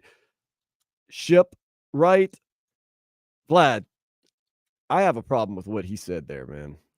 He's upset, bro. He let his emotions get the most of it. He's old. Doesn't make it right. They're not hard. He's not holding anything back, bro. Even though he's saying he doesn't want to say the right thing, he's not holding anything back. He's definitely not holding anything back. So let him. What are they gonna fire him? St. John's needed him more than he needs. What if the players stop playing? Like, when I say stop playing, he won't get the real play. That's the thing. These aren't the players he wants. No. What I'm saying, if you're on the team now and you go, you know what, we're just not going to play the rest of this season. We're forfeiting. How's that going to go? He'll get some guys. He'll get some scrubs. He'll get to right now tryouts, and there'll be guys who will be. Vlad, you want to go try out because you got some basketball? No. It ain't nothing. No lava on the St. John's, bro. I'm 46. I'm done. You and Marcos and we're old, man. We're old. Got some eligibility left. We are old. It was really sad watching the end of the game. I ain't gonna lie. It was frustrating, and I had no dog in the fight. I didn't even know who you bet on, but I was watching, and I was like, they really don't move. They're not doing anything. They're very stagnant. I took everything New York yesterday. I took the Rangers. I took the Johnnies. It was all New York. I mean, dude, it was bad. Like, when I say bad, it wasn't like they were just missing open shots and like not trying. They just kind of like, it was frustrating. I could see why Rick Pitino was upset, but at the same time, so he let it be known. He just doesn't care, I guess. He's like, no, listen, he's letting you know that, look, man, I had to deal with. I took the job. I love the job, but in taking this job in year one, there were some. But isn't enough? Don't there were take it things out that kids. were there were things that I couldn't control, that I couldn't overcome because of these obstacles. But trust me, when I can get past these obstacles, we're gonna be a better team. And he's letting you guys know, like, if you don't shape up, you guys aren't going to be here for the rebuild. So therefore, get your act together, play better. That's it. I think you get caught up, and he got caught up in this. I like it. Those players didn't go out there and try to lose and play bad. They wanted to win. They wanted to do good. They didn't go out Everybody tries to goes out there to try to win. Suck and ruin your life. Okay. Why are you taking shots at these guys that are trying their hardest? Say it's frustrating. Say this, man, at some points of this season have been unenjoyable. But to go that extra mile that he did, call people out by name, saying we're unathletic, it's the most unenjoyable coaching experience of my life, pulling the Celtics in out of nowhere for whatever reason he wanted to do. It's like, what are you doing? How are you helping this situation? How are you being a good coach in that situation? How are you motivating your players? You think they're going to respond to that? No. Hey, man, does any of those players got a national college championships? No. All right, then. So yeah, they be quiet. Listen, I'm gonna listen to Rick, even if he's a grumpy old ass. He's a grumpy old man, and he could be a pain in the ass. I'm gonna listen to Rick Pitino. I mean, I'm gonna listen to the guy that's John's fan. You're riding because of his resume. If you were a rookie coach, you think that would fly?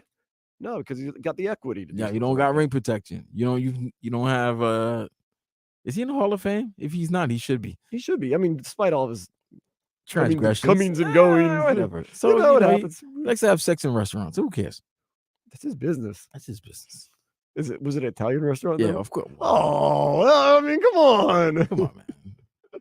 But still, I don't like that move, man. I don't mind calling your team out. I don't mind being upset and frustrated. But to go that extra mile, I thought it was a little too much. Just too much, calling out names, saying unathletic, saying unenjoyable.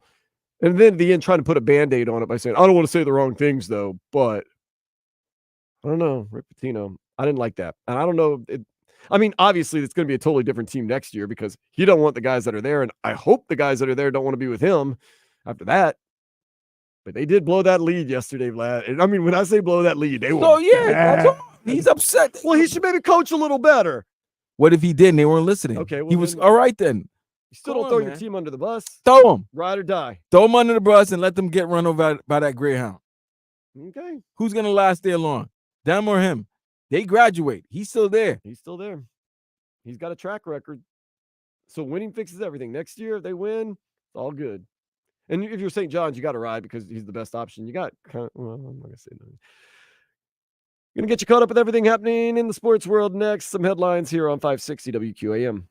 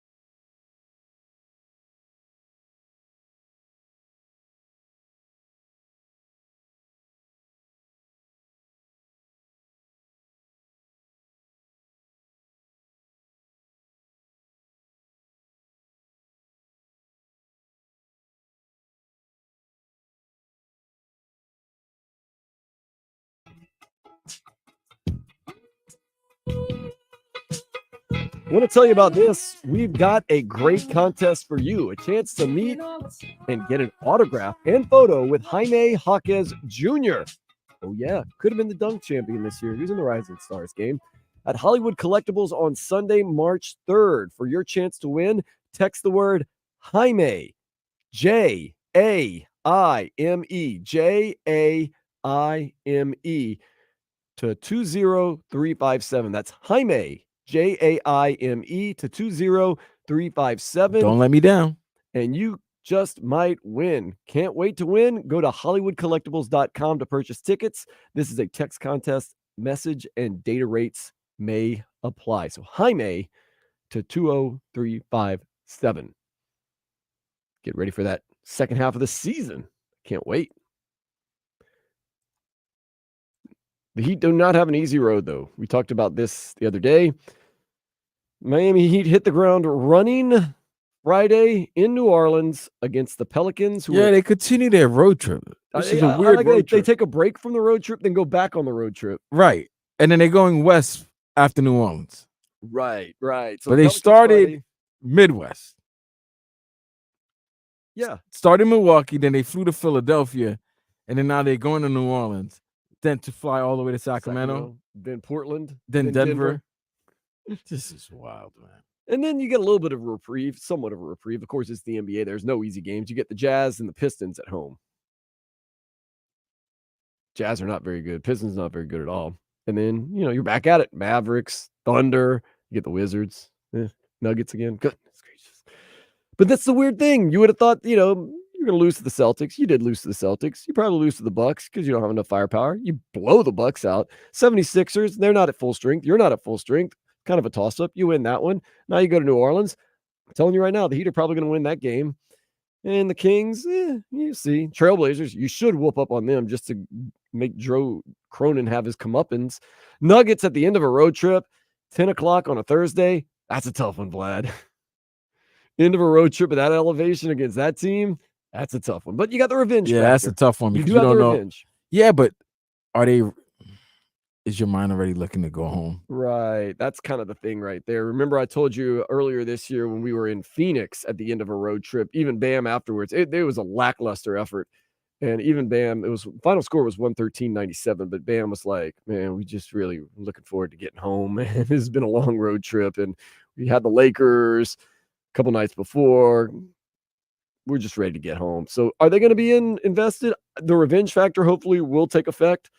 And they'll get after it, but we'll have to wait and see. Never fun, though, when the NBA schedules the end of a road trip in Denver. I don't know how that happens. It always seems to happen to the Heat, too. End of a road trip. You have to go play the defending world champs. And it's going to be a televised game, so you got to put an effort up. But it's also the last game of a road trip. Right. I mean, you're kind of spent at that point, but you know what? No exceptions. You play the games that are in front of you. Let's see how it goes. Let's get to the headlines from the new Palmetto Ford Truck Super Center. Why buy your truck at a car store? Palmetto Ford. They know trucks.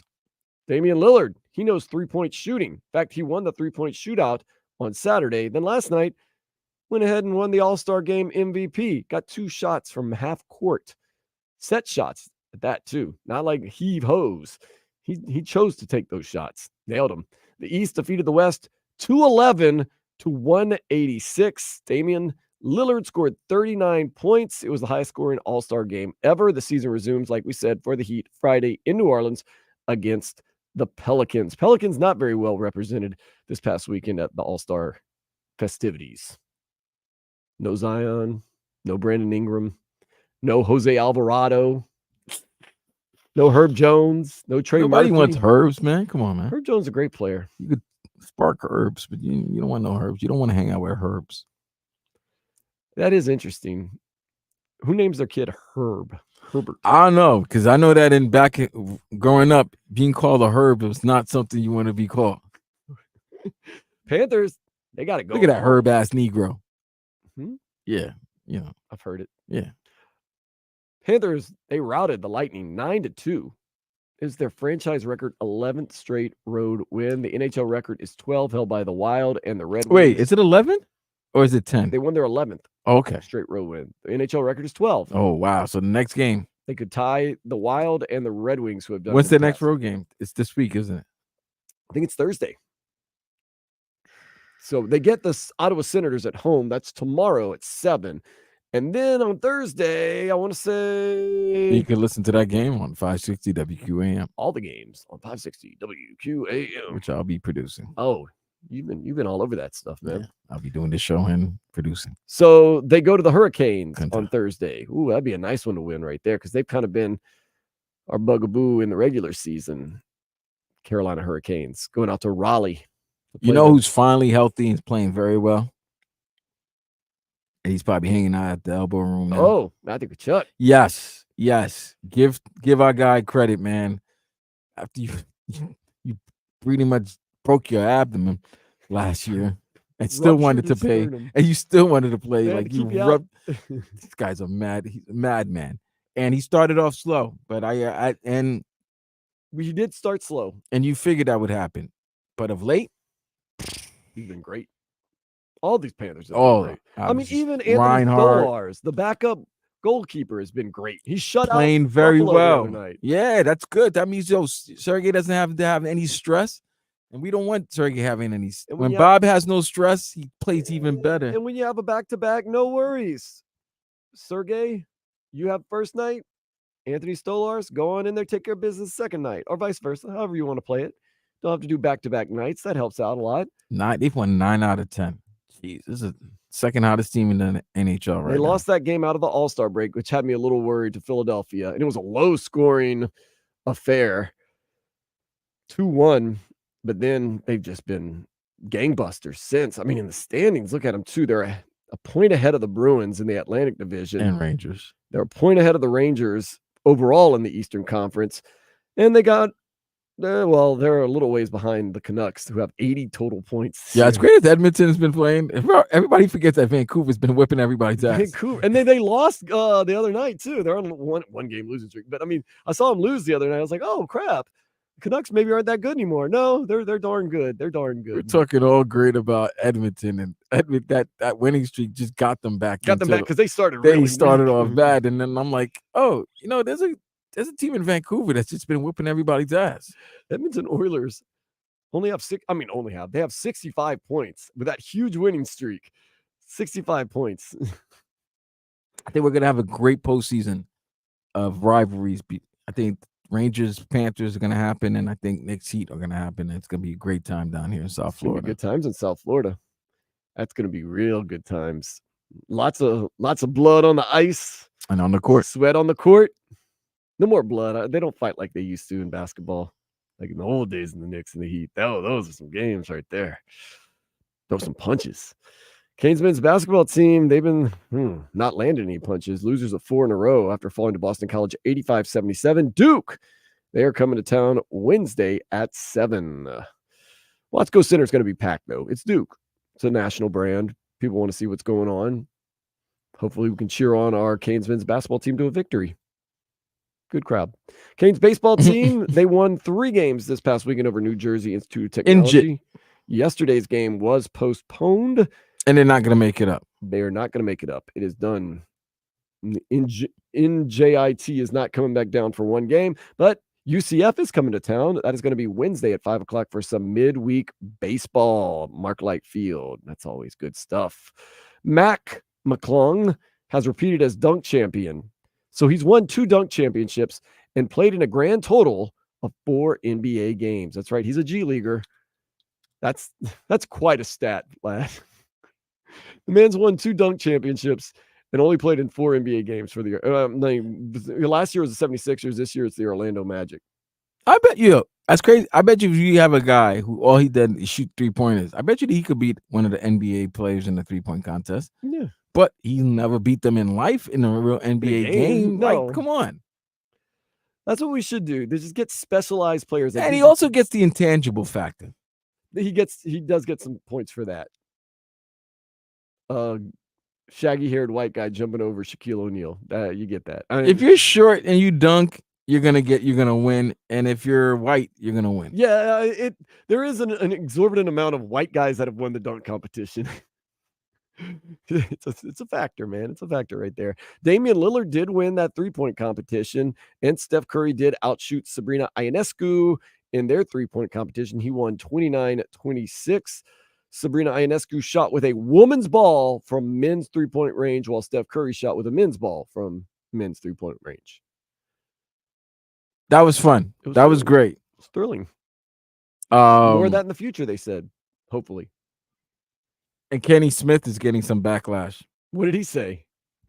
He got crazy. He was like, "Oh, to make it fair, she should shoot from the women's 3-point line." But she chose not to. She chose not to, and but that's why he's feeling the backlash, because he said that, and then she overcame that narrative and shot very well. If she was in the 3-point contest, she would have been in the finals in the men. I mean, she made 26.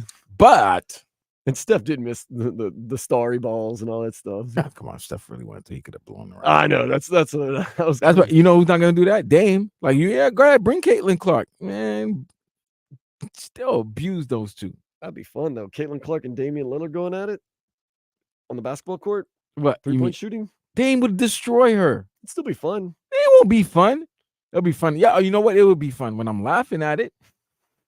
Dame's gonna be shooting from half court. Dame made 2 3-pointers from half court. Clean. Yesterday. Like, it barely hit. They didn't touch the rim. I mean, nobody was guarding him though, so it doesn't. Like, anybody's guarding you in the 3-point contest? Like, it's that easy to make a half court shot, much less 2. Is anybody guarding you in the 3-point contest? The clock. Oh my god. Your FAU Owls, Vlad. They were down by 25 to South Florida yesterday. Came back, cut it to 1, but did lose 90-86. They host SMU Thursday at 7. You got a busy week, Vlad. You're going to the U and Duke on Wednesday. You're going to go to the SMU FAU game on Thursday. What else you got? Wait, they playing Thursday? Yeah. Wait, didn't they just play Sunday? Yeah. So this is a home and home? FAU? No, they were at South Florida yesterday. Oh, it was South Florida. I'm sorry. South Florida. Oh, SMU played Memphis, right? SMU played Memphis and blew them out. Okay. Blew them out. All right. That's right. My bad. I mean, it was disgusting. You know, I don't always sit around and, watch sports all day like I did yesterday. And I understand it's kind of the slow time of the year, but I saw St. John blow the lead and make their coach, legendary Rick Pitino, extremely angry. I saw Memphis throw up a turd against SMU. Penny. Penny Hardaway. I saw FAU do terrible, then come back only to lose.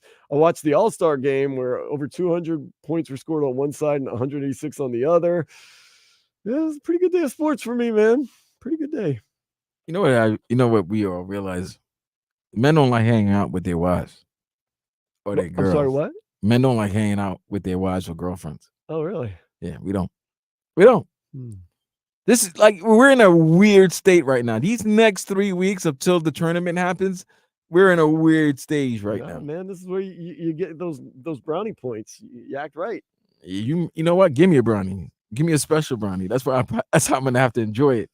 Some tough times right now, boy. Baby, I've been neglecting you, and you and I need to spend some more quality time. There's guys that look, they wait, they can't wait for the scouting combine. They need their fix. Yeah, that's true. MLS though, it starts Wednesday. They're gonna have replacement refs because there's labor disagreements. Yeah, they want the Apple money.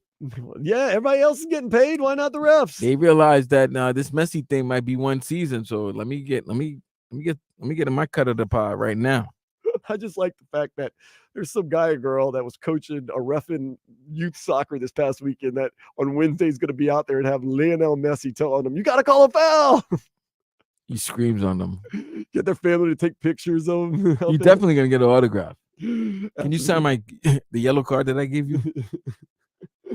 Nonetheless, the MLS season starts on Wednesday. I am very excited, not just because of Lionel Messi, Luis Suarez, Jordi Alba, Sergio Busquets, Leo Campana, Drake Callender. I'm excited just for MLS in general, man. I love soccer so much. And then, of course, Sunday, a big one. The Carabao Cup is between my guys, Chelsea and Liverpool. That's going to be at 11:30 a.m. on Sunday. I'm going to try to keep an eye on that one, man. That's going to be exciting and fun, although Chelsea's not been exactly great this year. They did tie Man City 1-1 this past weekend, so look it up. Marlins pitcher Tanner Scott won his arbitration hearing with the Marlins. So instead of getting $5.15 million, he's going to get $5.7 million. The Fish, they play their first spring training game Saturday at 1 against the Cardinals. If you're up in the Jupiter area, go and check it out. Today at 4 o'clock, you can check out the Daytona 500, Vlad. Yeah. It had to be moved yesterday because Had to be of the moved. weather. Ricky Stenhouse is your defending champion. How's Ricky Bobby doing this year? I don't know how Ricky Bobby's doing. He's usually pretty good, man. He's up I there. don't know how him and Cal are But doing. that time that, for a while, his windshield was obstructed with the advertising. It was a mess, man. Shake and bake. Shake and bake. Shake and bake. Shake and bake. And real quick, I want to mention that the Panthers, it's already said next season in November, they're going to play the Dallas Stars in Finland. They're actually going to be playing in Sasha Barkov's hometown as part of the NHL's Global Series. We really thought that the Dolphins were going to be playing in Brazil, but no games overseas next year for the Dolphins. Why is Philadelphia going to Brazil? If there's one fan base that should not be in Brazil, it's Philadelphia. I mean, I thought it was a home run, pardon the pun or whatever, that the Dolphins would play the first game in Brazil. They have rights over there, apparently. And I mean, fan base is a little more closer to Brazil than Philadelphia or whoever else might be going out there, I would say. But no foreign games for the Dolphins this coming season because they've announced all the host teams, and the Dolphins have no road games against those. I don't think you get back to back. Well, nonetheless, all the except teams if you're Jacksonville, all the teams that are hosting a game over there overseas, we're not going to be playing them away. We're hosting them. So, there's no way that the Dolphins mathematically could possibly. Well, you're not playing the Eagles this year. Right, but even the teams that you do play, you're playing them here. Yeah. You're not going. Yeah, mathematically. So none of the teams that you're playing, none of the teams that schedule has a road game. Has a road game outside the United States where the Dolphins would have to go to. So yeah, that's cool. How do you feel about the overseas games? They are what they are. Meh.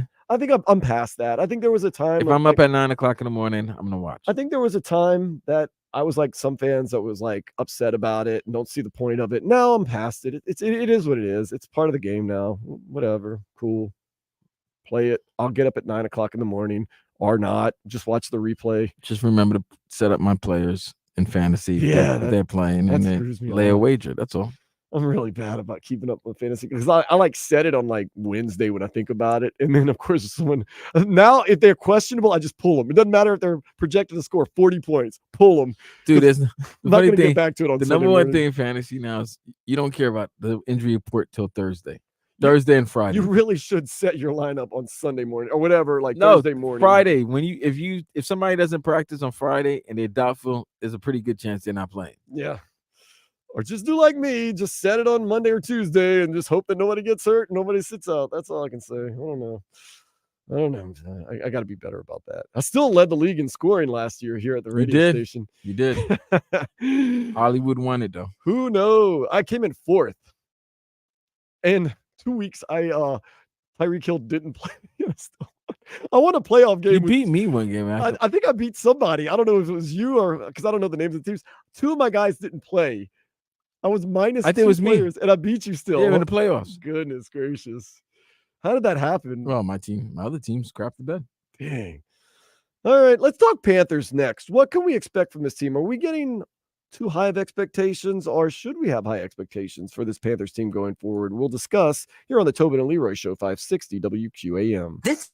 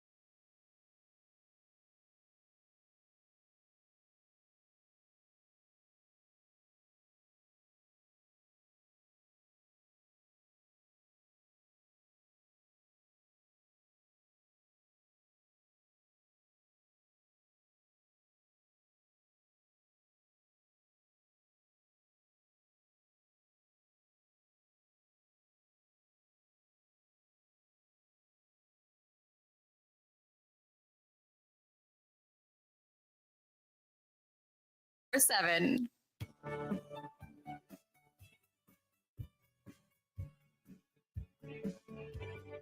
We've got your chance to win a pair of tickets to Mundo Boxing Promotions Boxing Event Showcase. Local elite boxers at Tropical Park on March 1st. Keep listening for your chance to win a 4-pack of tickets to go.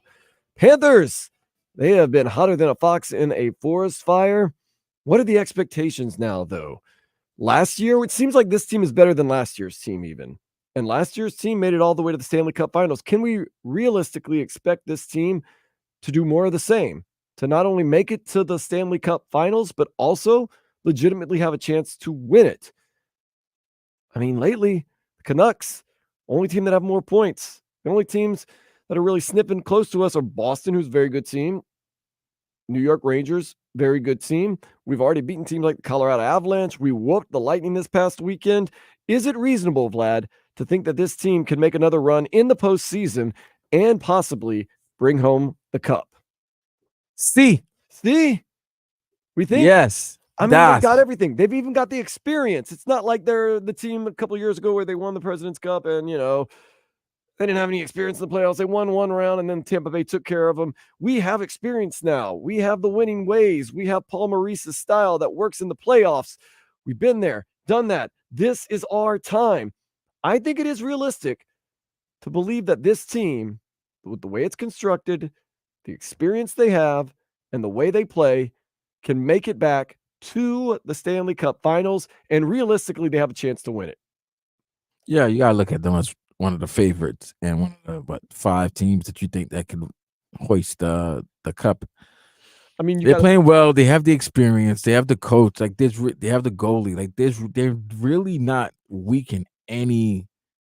And there's no weak parts in any part in their game right now. Right. That's the only thing that does scare you about the NHL playoffs. If a goalie starts standing on his head, right? But you got Bob. I know. But I'm just saying, theoretically, you go up against whatever team, and their goalie just is out of this world. That can really change the complexion of a series. That's the only thing you have to worry about. Well, it happened last year. They were down 3-1. Like they've been through so many scenarios. They've seen so many obstacles. There's nothing's gonna shake them. Like they're not gonna be shook by anything. I don't think there's anybody they're scared of either. I mean, Golden Knights, we've beaten them. The Canucks, they're good, but are you scared? Dallas. I'm looking at the Eastern Conference before you look at who you could face in the West. I'm already looking to the championship. Yeah. Relax. Who cares about the regular season or even the playoffs? Let's just get to the finals. Yeah, Boston Bruins, you beat them last year. Good. Maple Leafs, gentlemen sweep. Good. Lightning, they ain't the Lightning of old. We're not the Panthers of old. We blew them out 9-2 on their ice. Good. Rangers, pretty good team. Not worried. Hurricanes, took care of them last year also. They always falter in the playoffs at some point. Philadelphia Flyers, they did get us 2-1 coming out of the All-Star break, but still in the long run, we're okay. We're good. Yeah, things are shaping up pretty good for the Panthers. Now, of course, as we always say, they're 9-1-0 in the past 10 games, winners of 5 in a row. They've won a ton of games on the road, 11 in a row on the road. And those are all really good stats. I'm trying to say there's going to be ebbs and flows in the season, but Vlad, there's been a whole lot of good stuff going on with the Panthers this year. Best team in South Florida. And you've already said it. You think as the year goes on, you're going to get Panthers, Rangers, and you're going to get Heat, Knicks. A little back and forth to Madison Square Garden. I can see it. I can. That would be a whole lot of fun. That would be really, really fun to have the Panthers and the Rangers meet in the Eastern Conference Finals. How much fun would that be? It'll be electric. It would be, down here especially because there's so many New York transplants to South Florida. I don't know how many South Florida transplants to New York, but still, that'd be crazy, man. That would be fun. Let the better teams win.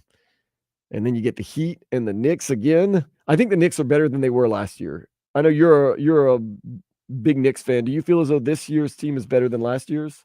I think the talent's better. I like to see them healthy and see how they play together before, they were playing very well till OG and Julius got hurt. But But I can't. I'm not gonna be crying here because you guys definitely know about injuries. You know what I'm saying? So you're not gonna hear me bitching and moaning about that. So I would like to see both rosters, both Heat and the Knicks, fully healthy. Because the reason why I like both teams in the playoffs because they're the only two teams that play defense. Yeah, they do. They're the only two teams that play defense. Like I know Miami has a problem scoring 110 points, but one thing I could say, unless they're playing against the Celtics who are hitting every 3-pointer known to man, Miami's gonna play defense and hold you under 110 points most of the time. Mm-hmm. Interesting. No, the Heat and the Knicks would not face off right now as the standings are. The Knicks are 4th in the East. The Heat are 7th, which means Eastern Conference. That'd be good. Game. Oh gosh. You have to lose 2 though. Still, so the Heat they're only a half a game back from the Pacers. So get into that 6th spot. I don't see the Knicks catching the Bucks or the Cavs have been hot as of late. Celtics have been hot all year. I don't know. I think the Knicks are pretty solid in that number 4 spot for now. They're half a game up on the 76ers. Got to depend on Joel Embiid. Ooh. But the Heat got to avoid. They got to avoid the play-in games. Yes. Yeah. Because like absolutely, said, like the goalie standing on their heads, Ice Tray comes in there and lights it up and gives you an unbelievable night. Now we got to win one to get in, and you never know. Somebody like Paolo Banchero can come in there and ball, or the Bulls, or you just something happens weird, somebody gets hurt, and you're in trouble. So Heat want a grind out series, not a grind out game. They're a grinded out series type of team. But I do like the way that the Heat and the Knicks do play. They play that playoff style of basketball. Defense, every possession counts, grind it out, make it good. Whew. Gonna be fun. But the Heat right now, we're kind of looking at them like, let's just get through the regular season, get to the playoffs. The Panthers right now, we're looking at it like this could be a magical run. It feels like you got something really going. Do you feel it, Vlad? Do you feel as though this is a special team? I feel as though this is a special Panthers team. They got to finish the job, though. Right. I'm not going to hold you because you think but I do this is a special team. But like I said, why do you have a great feeling for the Panthers? It's because you've kind of seen the progression. Yeah. The team that made the playoffs during the COVID year. There's been a steady rise. There's been a steady rise. There hasn't been a lot of regression. No. Even the President Cup's team that lost to the Lightning, but you lost to a team that eventually won the Stanley Cup, and they were defending champs, and they got mind control over you. Yeah, you won a playoff series that year, though. But so there was you did win a playoff series. First time in 20 years. And then last year's run. You snuck in. Doesn't matter. Backdoored your way in. Against the best team of all time. But you beat the Bruins. Came back 3-1 against the Bruins. Regular season. Yeah. You are swept the Maple Leafs? Well, gentleman's sweep. Oh, was it a gentleman's sweep? Yeah. Oh, it was a gentleman. They swept Carolina, right? Yes. That was that was the one where one of the games went into like 7 overtimes. It might have been game 1 too. Didn't both games go to wasn't the first 2 games in overtime? Yeah, but one of them, one of them was like 7 or something. Yeah, I think like Joe Rose did the post game. I don't know. It was that long. Doug Plagan signed off at noon. Like, all right, guys, we'll be back in a couple hours to play game 3. And no, they were. Sergey said they were special when they won the President's Cup. Yeah, but we all know you win the President's Cup, you're not going to win. That's a curse. That's why I like our position right now. We're really good, but we're not the best. Let Vancouver take that bullet for everybody, and Vancouver keep winning. But over there in the West, you stay healthy, and Kachuk doesn't get hurt. That Sergey just posted on Twitch. You have a chance. Like you have a bet. Like Sam, come on, man. Sam Reinhart playing out of his mind.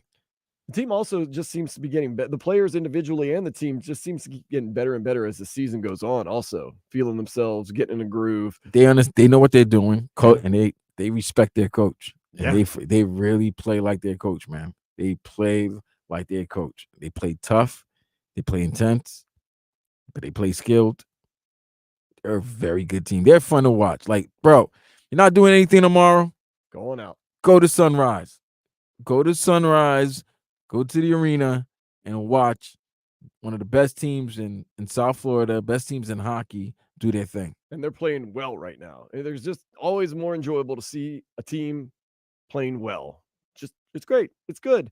Panthers onward and upward. Let's just keep on that good mojo going and let's get it done.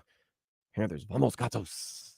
Up next, gonna do a little something or nothing here on the Tobin and Leroy Show, 560 WQAM. Do you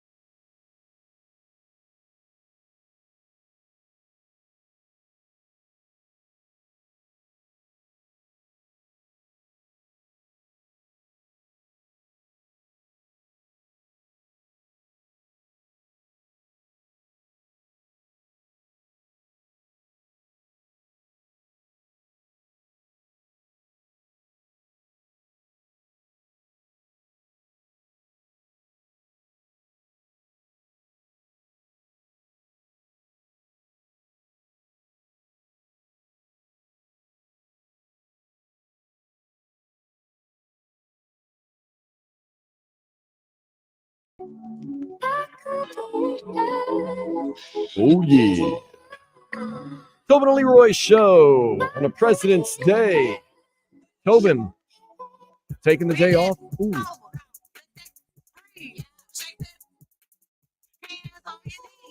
Hands on your knees.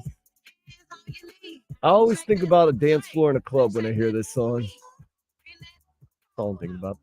Leroy's in Vegas. What happens in Vegas stays in Vegas, I guess. Not a big mouth Leroy.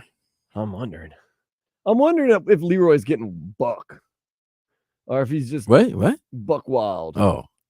Is he getting buck wild, or is he, just kind of chilling? Nah, man. He's there with his son, having a good time. Yeah, he's not wilding out. Yeah, not like you and I would. Nah, definitely not like how we would wild out. I would be pretty out of control. I'll say that much. But I also don't have my kid with me, so it would have been different. If I have your kid with you, you got to be a little more upstanding. Speaking of upstanding, let's do something or nothing, Vlad. I'm going to tell you some headlines, and you tell me whether it's something or nothing. The NBA says it wants more effort. Not happy with the 397 points scored in the All-Star game last night. Is that something or nothing? It's nothing. What are you going to do? Come on. Yeah.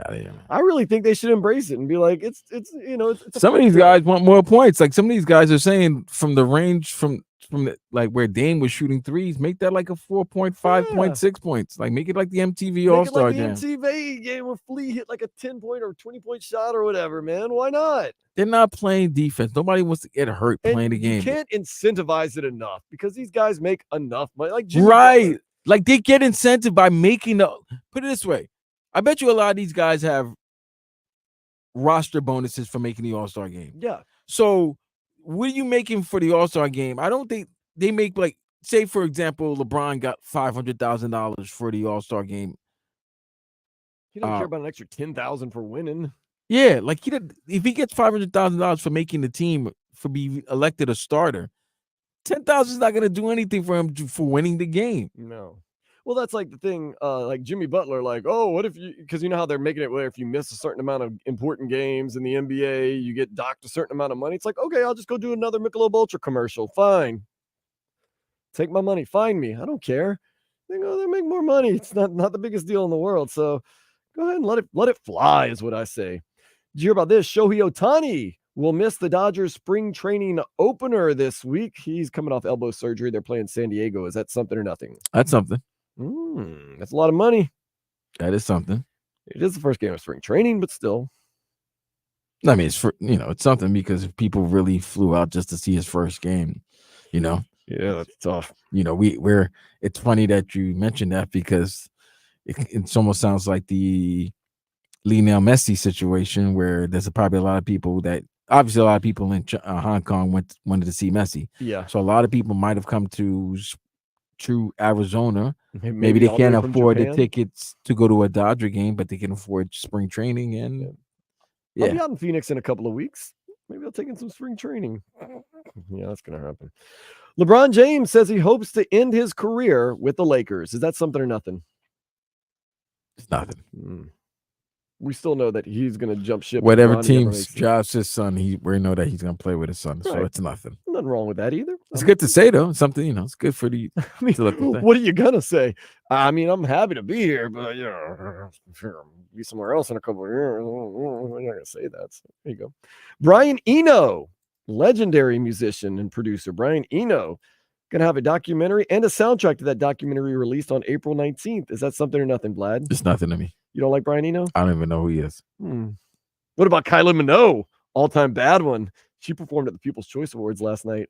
Kylie Minogue? Something or nothing? Let me see how she looks. Whoo! All-time bad one. Australian pop singer, EDM dance queen. Whoo! Whoo!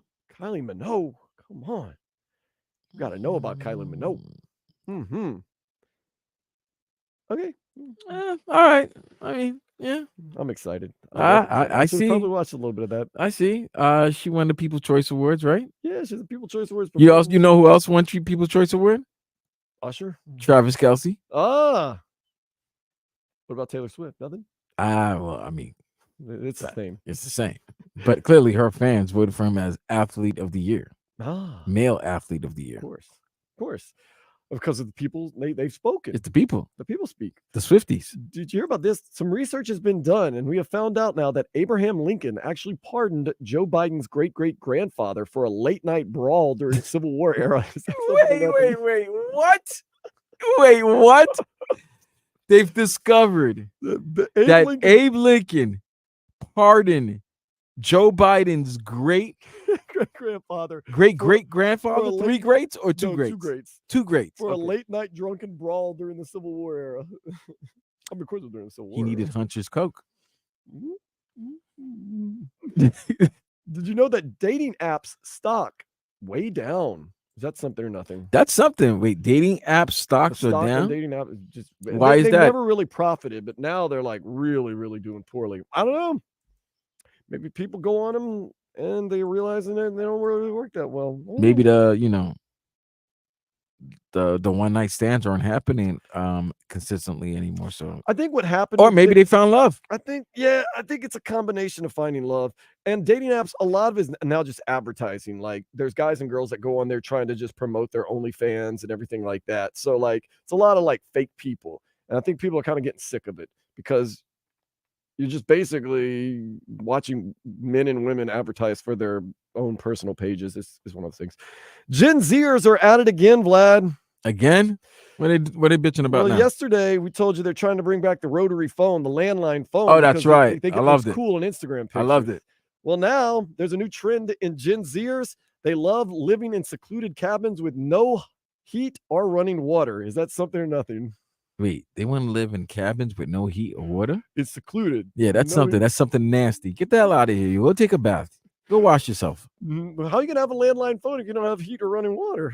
I don't know. Gen Zers don't know what they want. A woman refuses to donate her kidney to her dying sister because she said her sister made her life a living hell when they were younger. Oh, that's something. That's revenge, baby. Oh, man. Now you regret for all the things you did to your sister. And basically, she has your life hanging by balance. Yeah, that's rough, bro. She has it hanging in her hand. Oh, man. Are parents involved or parents alive? I didn't. Because think about it. You know that the one that needs the kidney is probably going to ask mom and dad, tell so-and-so to give me her kidney. And, you're not, how you going to tell you can't look at your parents and say you can't help your sister, but they're dead. If they passed away already. There probably has to be some type of there obviously has to be some type of matching. Maybe the parents don't match, but no, but what I'm saying is she would ask the sister to, because she wants to live. But if she put her sister through hell and this is her sister's get back, oh, that's a nasty get back. Oh, man. You win. You win. Wow. Last but not least, a man was standing in line at a Chinese takeout restaurant and got berated by a woman. Why? She thought he was hitting on her because he was behind her in line, ordered the same thing that she ordered. She said that was his pickup line. Something or nothing. I mean. So wait. So like the girl in front of me. No, I get it. I get it. So she orders. He ordered the same thing right behind her. And he her. ordered the same thing right behind her. And then she. But hold on, doesn't she move after she ordered? Doesn't she move to the side? Right. And then after she heard his order, it was like, "Excuse me, I don't appreciate you hitting on me." And he was like, "Wait." So she jumped the gun just because? Yo, women are wild, yo. He said he was picking up food for he and his wife too. Oh my God, he was picking up. Yo, get the shorty out of here, man. Get shorty out of here. Of all the moves I've made in my life, I have never thought about, ooh, let me order the same thing she's ordering to pick up on her. What? Look, I think highly of myself, but I don't think highly of myself to the point where just because somebody ordered the same food that I ordered, they're hitting on me. I think they're getting what they want to eat. Wow. So you're going to be upset. So then what if you go to a restaurant and the person next to you orders the same thing you ordered? You're going to be upset. You think the person's hitting on you? That's wild, so vain, man. So vain. That's it, man. That right there is something or nothing. I'm going to come back with more Tobin and Leroy here on 560 WQAM.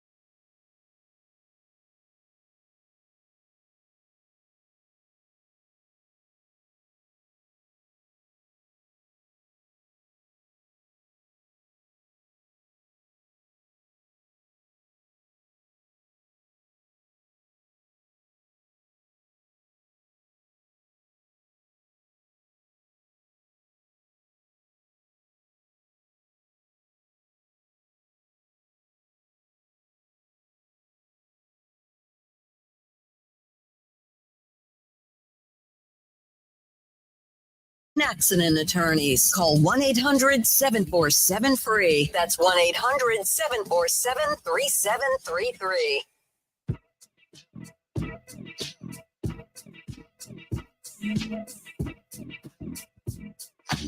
You know, the other night, Vlad, I was playing music at Duffy's in Plantation. I basically live there now. Seriously, Vlad. I basically live there now. On Friday night, and I was playing Juicy by Biggie. And for some reason, I stopped the music to make an announcement or something. And man, people are like, you don't stop a song like that. Like, real serious, man. Like, is there a rule that you never stop a Biggie song? There's certain songs you don't stop, and there's certain parts to the song you don't stop. Like, you might have to let the song just continue. You know, that, for example, during Usher's performance, right, of the Super Bowl. Yeah. When he did 7 o'clock on the dot, right? Who's in the right? He just did that one line, and everybody, and that was it. He went to another song. I want more. That's why people were upset with some of the performance, because they rather him that had done the whole like 7 o'clock on the dot. Drop top, who's in the streets, and then you finish saying, "I got right." Like, you finish saying that, have the crowd singing along, it. Man. Sing along time with the It Rock. was all a dream. I used to read Word Up magazine. Right, and then you cut it off.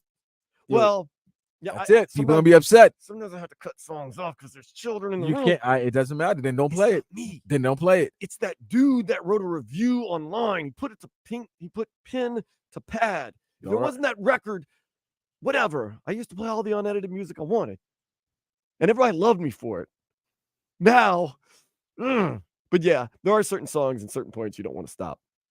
But then there's something like playing City Girls. I think you just can't do it all the time, especially when there's kids. Oh wait, this President Cup's afternoon hockey? They got some hockey coming up right now. Like, there is a hockey game going on in about 2 minutes. Maple Leafs and I can't remember the other team. I did want to. We're going to talk about some next segment. They got the whole. For some reason, I'm calling it the Green Stadium Series. It has nothing to do with green. Can't you just call it a Stadium Series? I think you know what it is. The Stadium Series. I don't know where I got green from. Because here's the thing: you're thinking green. Hockey. You're thinking in a rink. So the fact that you see a field, yeah, it's the green. I got you. Okay, I got you back, cousin. Even though it's goofy, that's a goofy comment to make. I got you. Though. When you remember things incorrectly, it's hard to wash from your memory. So it's weird, man. So. Yeah, they got some hockey action going on, man. Thank goodness, because it has been a slow time for sports, but we're about to start picking it up, man. Get the NBA back on Thursday. Of course, the Heat are back in action on Friday. You got college basketball and Rick Pitino calling out his guys. You got hockey action, of course, in full swing. MLS starts on Wednesday. Inter Miami going to be hosting Real Salt Lake. Lionel Messi supposed to be 100% healthy. Things are picking up, man. Baseball, spring training has started. I know you're not a huge spring training fan, but March 28th, home opener for our Florida Marlins. No, I want the real thing. I don't care about maybe our Miami Marlins too, but Florida Marlins either way. They're the Miami Marlins, but go ahead. Yeah. Now all of a sudden I've reverted back to the 90s. Jeez. Goodness. I was thinking about the Florida Panthers, I think, a little bit. No, I don't care about spring training, bro. I want to see the real thing. Yeah, you know what I love? I love much. Thursday afternoon, 4 p.m.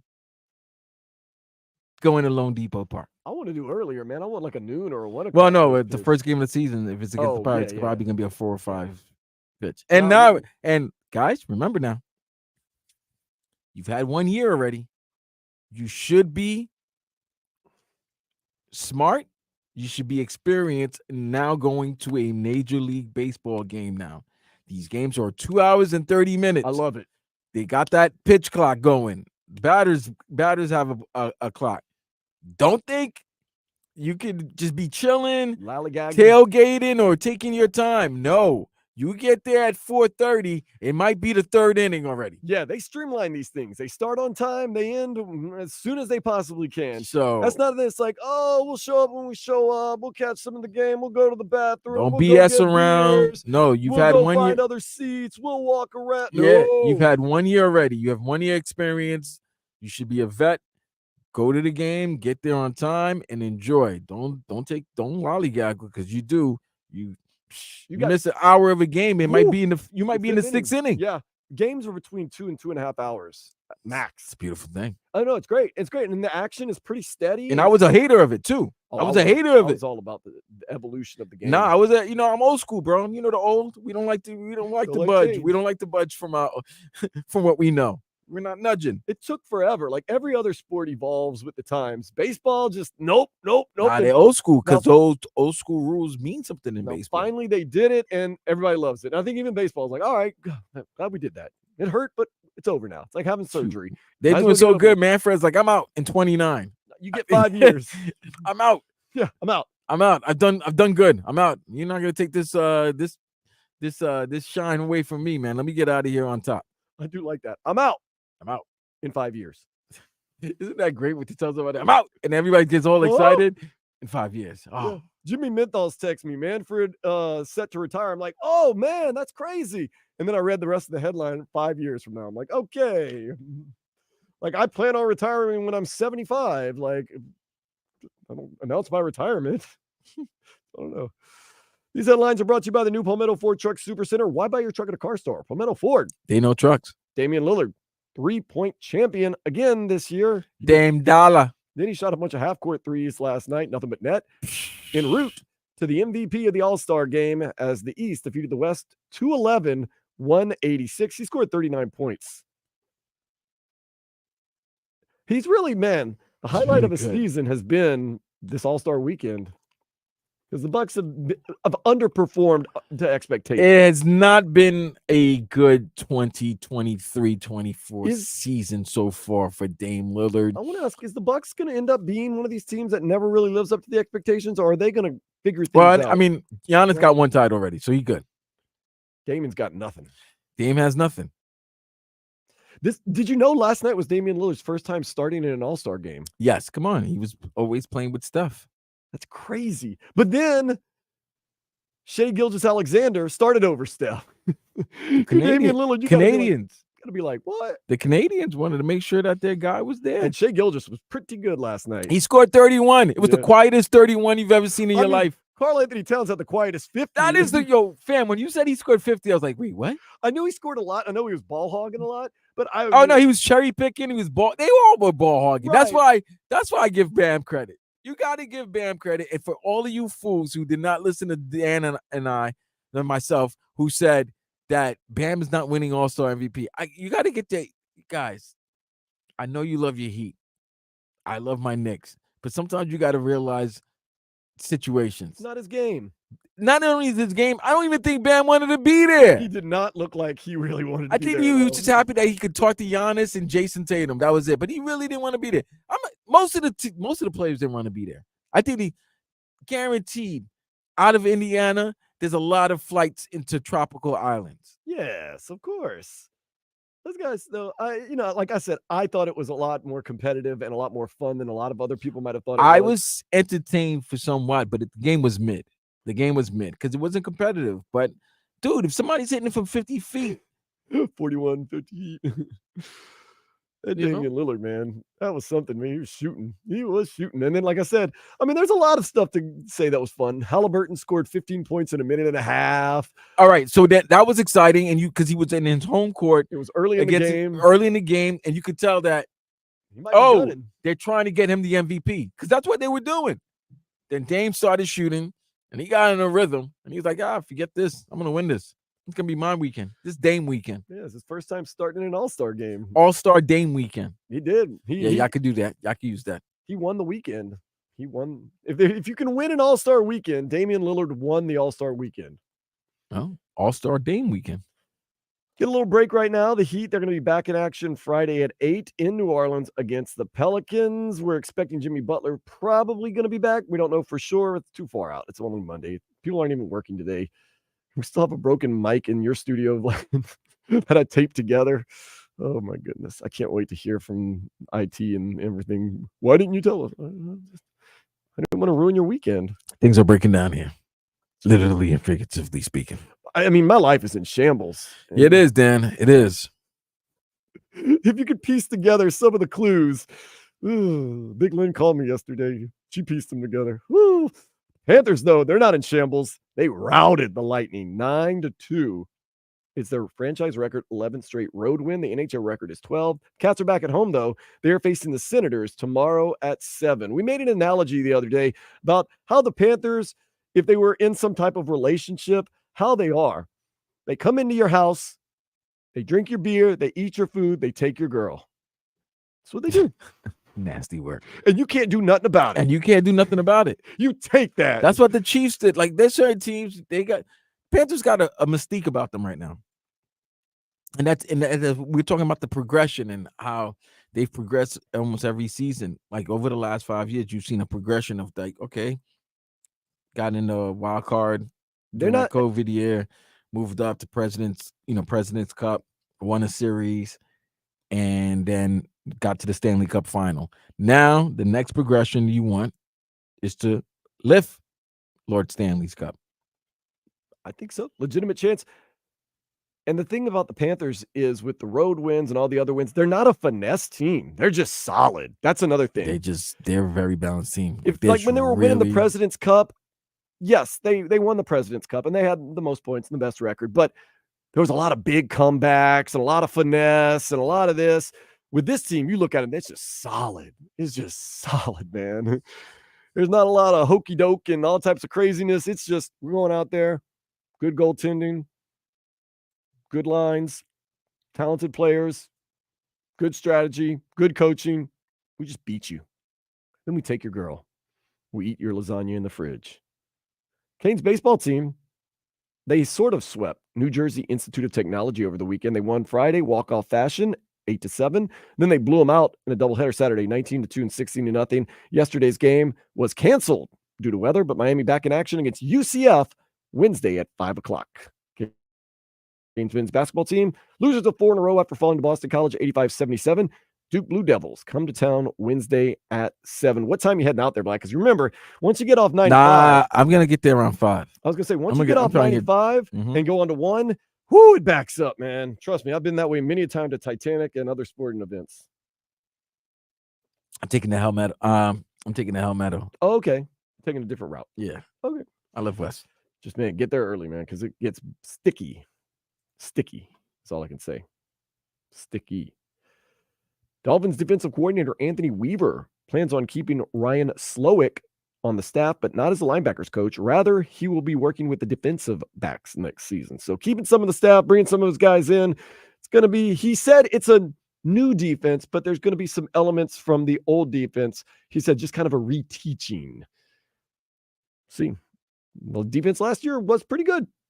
Hopefully. A lot of pot shots he was taking during his press conference last week. We have a clip up on the YouTube page, you and I talking about Anthony Weaver taking shots. And a lot of pot shots on Fangs. Yeah, buddy.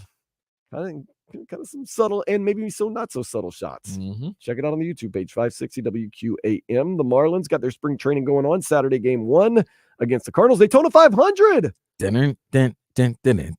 4 o'clock today. Got postponed due to weather yesterday. It was raining everywhere in the country. It's still ugly as all get up.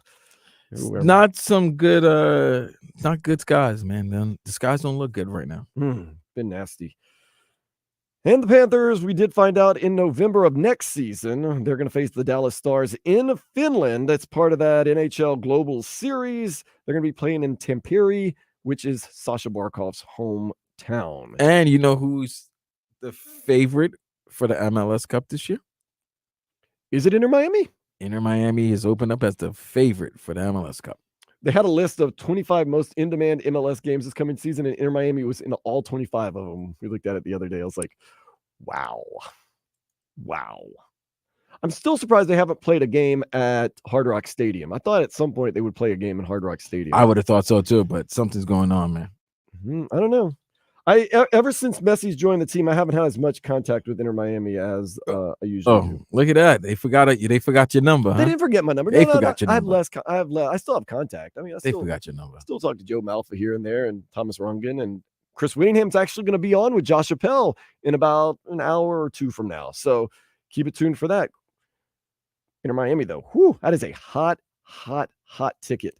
You better you better buy them tickets now. I like how road games with Messi, they've gone to the bigger stadiums, but home games, no, they haven't gone to Hard Rock Stadium. That's interesting. That's cool though. Cool. Speaking of bigger stadiums, I want to talk about the stadium series that NHL is doing. Do you like it? Do you not like it? Is it a good idea? Does it work? Does it not work? We're going to get into that next here on the Tobin and Leroy Show, 560 WQAM. WQ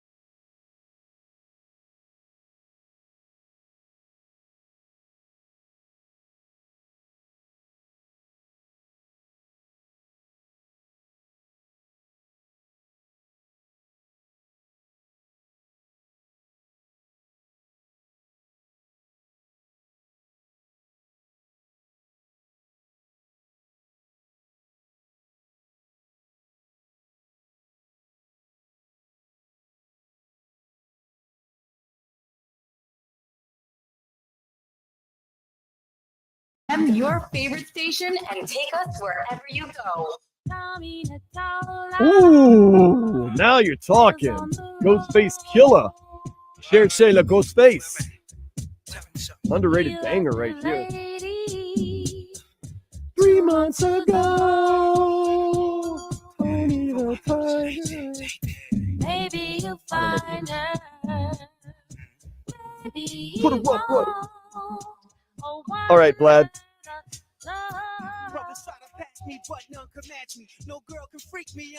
Hey, talk. You know, we can't be playing the music here. What is wrong with man. you? I'm down with the jams, man. Jesus Christ, man. What's wrong with this guy? Get on with this music. What's wrong with this guy?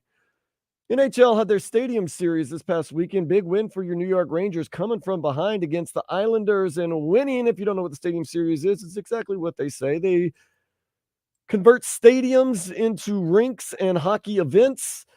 Have you ever been to one of those Stadium Series events, Vlad? No, I would love to go though. It seems like it could be really awesome or it could be really bad. Like if you're sitting a mile away, have you ever been to an event like that where it just doesn't work? Because I have. Yeah, it's been a minute though. Okay, Superdome, number one, maybe they've revamped it. Not a really good place to even watch football. They try From what I've heard, it's not really a great some of the seating or the sites terrible. are terrible. It's Absolutely. terrible, man. It's straight up. You're like climbing a cliff and you're way, way far away. So it's a bad place to watch football. Every once in a while, they decide, let's put a college basketball game in there, like the Final Four.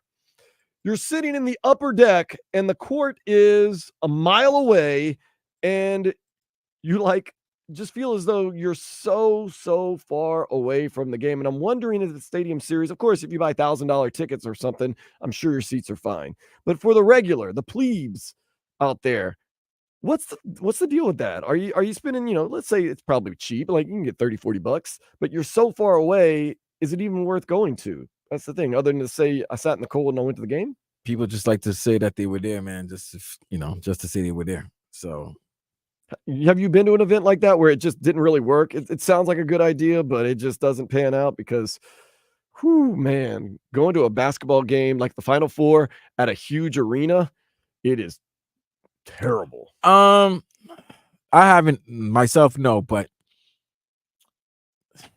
that's tough though, Dan, because it's like you want to be there, you want to be part of the festivities, you want to say that you're there, but are you just saying that you're there just like Just to be there. for the gram, just to show up? And if you do, I mean, but when you go to an event, you want to put this way: when you go to a sporting event, you want to watch the game. Of course, you want to watch the game. That's why you're there. That's why you're there. You want to watch the game and have a good viewing of the game. So if you don't have a good view, it's a waste of time. What's the point? What's you the go point? through all that trouble for a really bad seat. And I went to this past NFL season. I went to Dallas. Yes. How was that experience? The experience was great. Now, did I sit high? Yes, because the tickets that were available were. But I mean, I wasn't in the nosebleeds or anything. I was in a good section. But what's great about Dallas? It's a great views. You got great views of the stadium, of the field, and everything. And they got a big ass TV. Yeah, huge, ginormous. So you're not really feeling like you're missing out. You almost feel like you're at a home with 65,000 other people watching the game on your big ass screen TV. Yeah. But I know, didn't feel like I was away from the game, or I felt like I was in an upper level nosebleeds, but I didn't feel like I wasn't watching the action. I didn't feel far away from the action.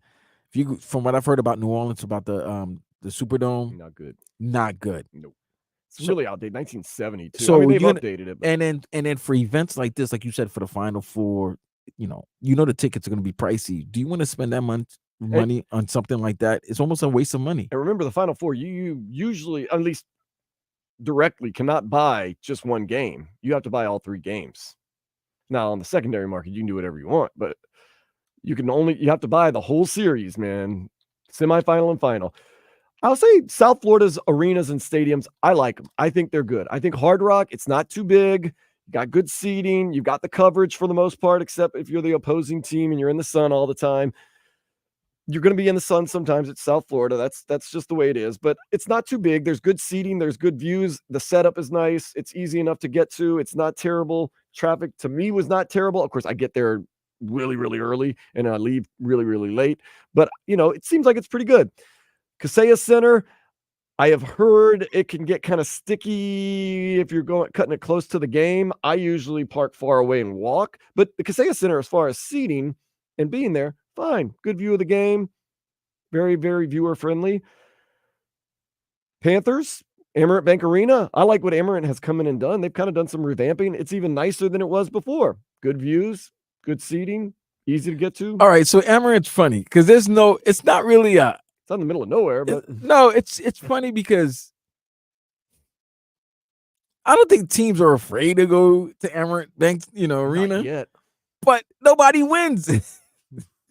Like they're such a good team that they can win anywhere, home or away.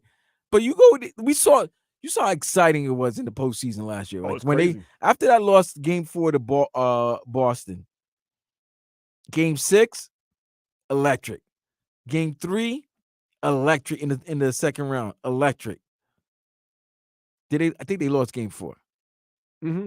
They lost game 4, but it was still electric there. And they should have won that game, by the way. That should have been a sweep. Gentleman's sweep.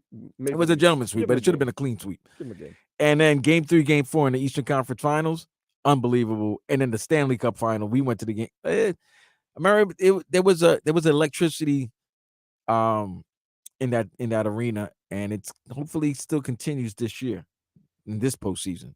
It's been fun. It's been fun, but I want to say like you could see there's a definite home ice advantage. It's not there yet though. Playoffs though. We'll see though. We'll see. Now, Lone Depot Park has been popping off with the whole World Baseball Classic and the Serie del Caribe. It's been packed. It's been loaded. Marlins are starting to make some moves. I love going to Lone Depot Park, go down to Little Havana, maybe blocky, no blocky, maybe park on the street, walk a little bit, drink a beer. Good viewing, pretty easy to get to, cheap beers. You got that outfield area in the center field where you can stand. Good view, positive experience. Watsco Center. You're going to be there on Wednesday, Vlad, when Duke comes. I love it. I love that place. It's great. I went there last year. It was great. Right there on campus. Right there on campus. If you get there early, go hit the spots around the campus, the bars, the little restaurants. It's nice. Same thing. Mark Light Field. Great. Beautiful. Easy. Fun. Arenas here are good. Some places, though, not so good, man. I'll tell you. The Smoothie King Center's a dump, too. Heat going to be playing there on Friday, 8 o'clock, against the Pelicans. Middle of the Central Business District. It's one of those things. My dude Nathan just hit me up, says the Stadium Series works for hockey because it's so hard to see the puck anyway. That's understandable. But think about it. You have 70,000 fans. That's a lot. That's a lot. But isn't part of hockey the whole, you hear the skate, you hear the check on the boards and everything like that? If the game's going to be exciting like the one yesterday between the Rangers and the Islanders, I don't think the fans are going to be upset. No, that's true. That's true. And you're going to the game with that expectation that you're in a stadium. It's big. It's going to be somewhat of a different experience. I just don't know if it hits or not. It hits because you don't see hockey played outdoor. Right. Although so it hits. It's always going to hit. The fact that the surrounding, the aesthetics is different. It's always going to hit. I mean, put it this way. When they played in games and it started to snow, it made it even more. That was cool. That was okay. So it was cool because you saw something that you don't usually see, and you probably won't see unless it's this type of game in this stadium and these surroundings. So I think the Stadium Series is definitely going to work. It's the same way, and we're old, right? Well, you're getting older. I'm old. Thank you. I've come to the acceptance. Oh. It's the same way where people were upset with the interleague play. Yeah, first it's a little something different. Dude, the pundits, the game. It's ruining the game. And then it's been there for over 30 years, and you get the chance to see some of the great players because at a time you never got a chance to see them except for the All-Star game, which is why I was telling you about the NBA All-Star game. The reason why there's nothing you could do is because there's nothing new. If I've never saw Anthony Edwards play, I can now. It's with ease. You've heard so much. With ease. He's on TV. Games are on TV, local, cable, whatever, streaming. I'm going to have a chance to see him. I don't have to wait for an All-Star game or wait for him to come to Miami in order for me to see him. Same way with Luka. Same way with hockey. Connor McDavid. You could watch.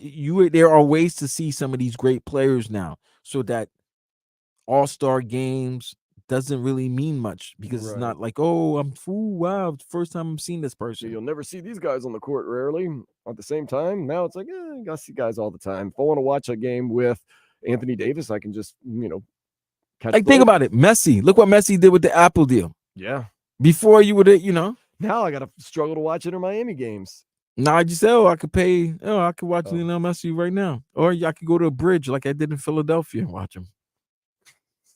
Go to a bridge? You stood on a bridge? No, I didn't watch him. But no, I personally did, but that's what fans did last year. Fans were actually like, because they couldn't get to the stadium, they would wherever they can get a glimpse of Messi, they were gonna stand there or sit there. And there were bridges where people were like looking through the wires, watching him play. It was crazy. Wow, that's crazy, man. But yeah, all these adjustments and all these different things that happen. At first, yeah, new stuff kind of throws you off, but you get used to it. Like I told you with the Major League Baseball rules last year, I was like, threw me off. But guess what? In a couple of months from now, you're gonna act like it never. And you forgot what it was. I completely forgot about it. I'm so used to it now. I'm like, oh snap, that's right. Last year was the first year of the rule that it was implemented. No, that's why I have to remind people, hey guys, it's not like baseball before. Get your ass to the stadium early.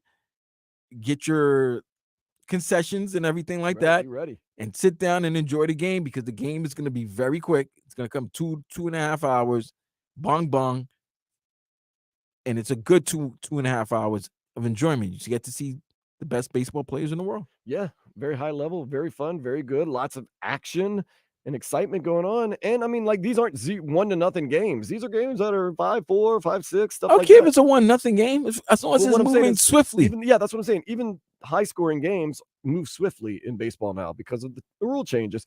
Football, like the NFL, they've changed the rule. I mean, I think year by year they change when you can go out of bounds, if it stops the clock, if it doesn't stop the clock, and this and that, no.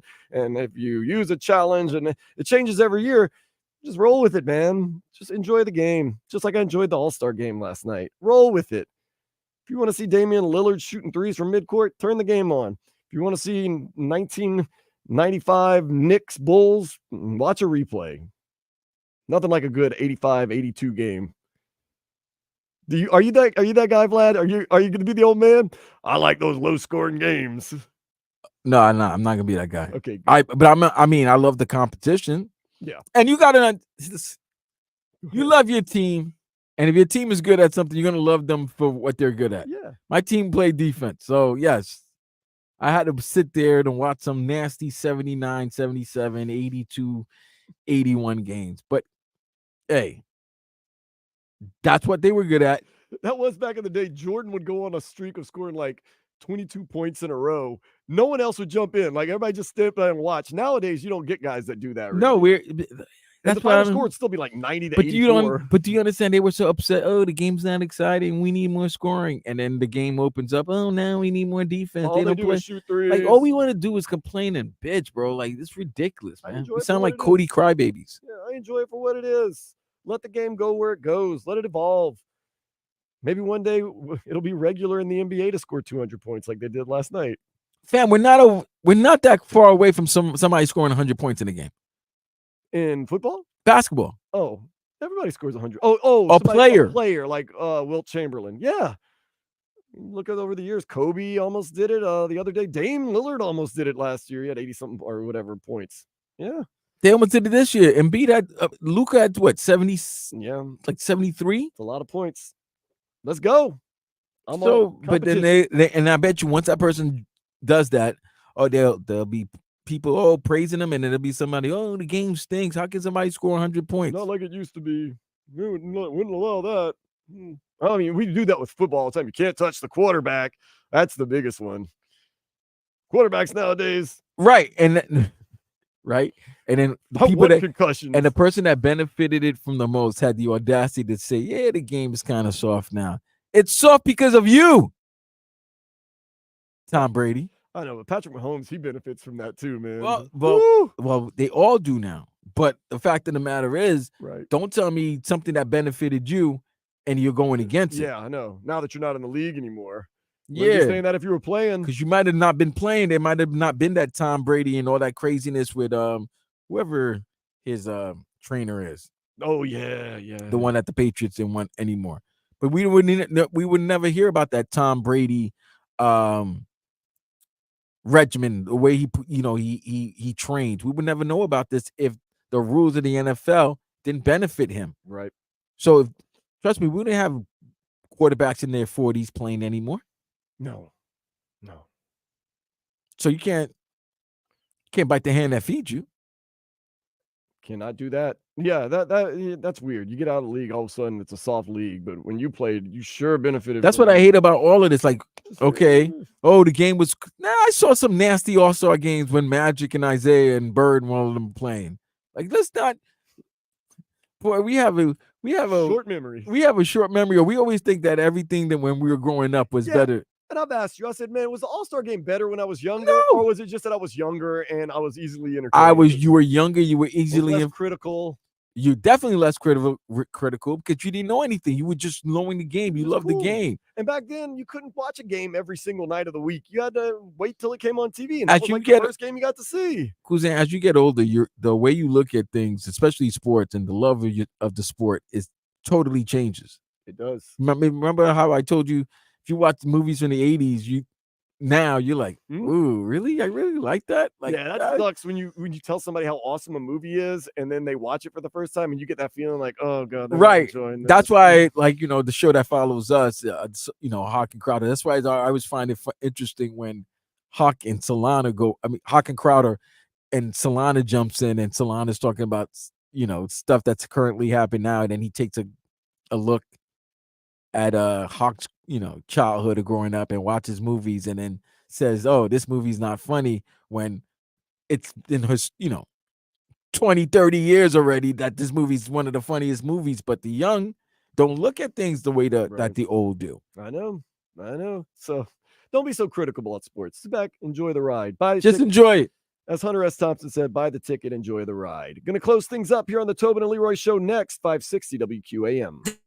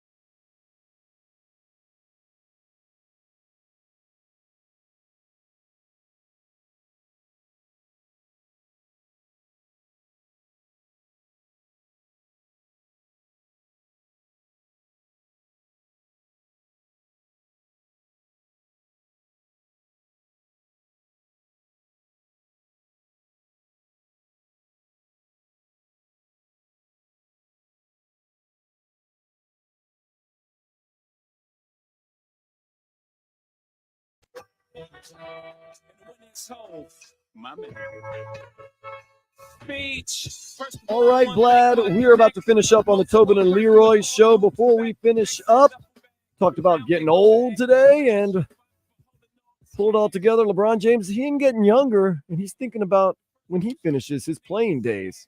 Yeah, man. During 50-50. the right before the All-Star game yesterday, we asked him a question at the end. Did he want when he does retire? And he said, "Looks is very soon. He wants to retire a Laker." He says he's going to try to retire a Laker. He doesn't know if he wants a Kobe Bryant retirement tour, or does he want to go out like Tim Duncan and just basically just tweet out or just say, "I'm done." As the great Jay-Z, who we just heard, fade to black. Fade to black, right? You and I were talking about it. I am totally, and I've done this in my life, fade to black. Like here today, gone tomorrow. I don't need all that fanfare. I kind of want to do a combination. Can't have both. But what if you play and your final game is the game 7 of the NBA Finals and you win? And you weren't planning on retiring before, but no, but you planned on retiring and you just knew it. But it just happened that you were retiring. It just happened to be like, I think he should just walk out, lay his jersey in the middle, because that's what I would do. Vlad's plan, if I had a LeBron James career and I won my last final game, I'm taking off my jersey and shorts, putting it in the middle of court, take off my sneakers, and walk out. I left it all on the court. and I'm naked. Out. Well, yeah. Or in my boxers.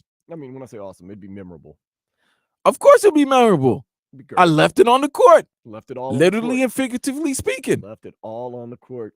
That's the way to go, though. But is this a tough question? Is this a tough question? Because the NBA would love the retirement tour. Oh, my goodness. Because every team could charge money once the Lakers come. And you know, it's the last time LeBron's coming to town, or one of the last times, and the NBA could show it and sell it. And I mean, but that's going to be rough on him because that means he's going to have to play every game. The NBA wants that, though. Of course they would, but you know his old ass ain't gonna be playing every game.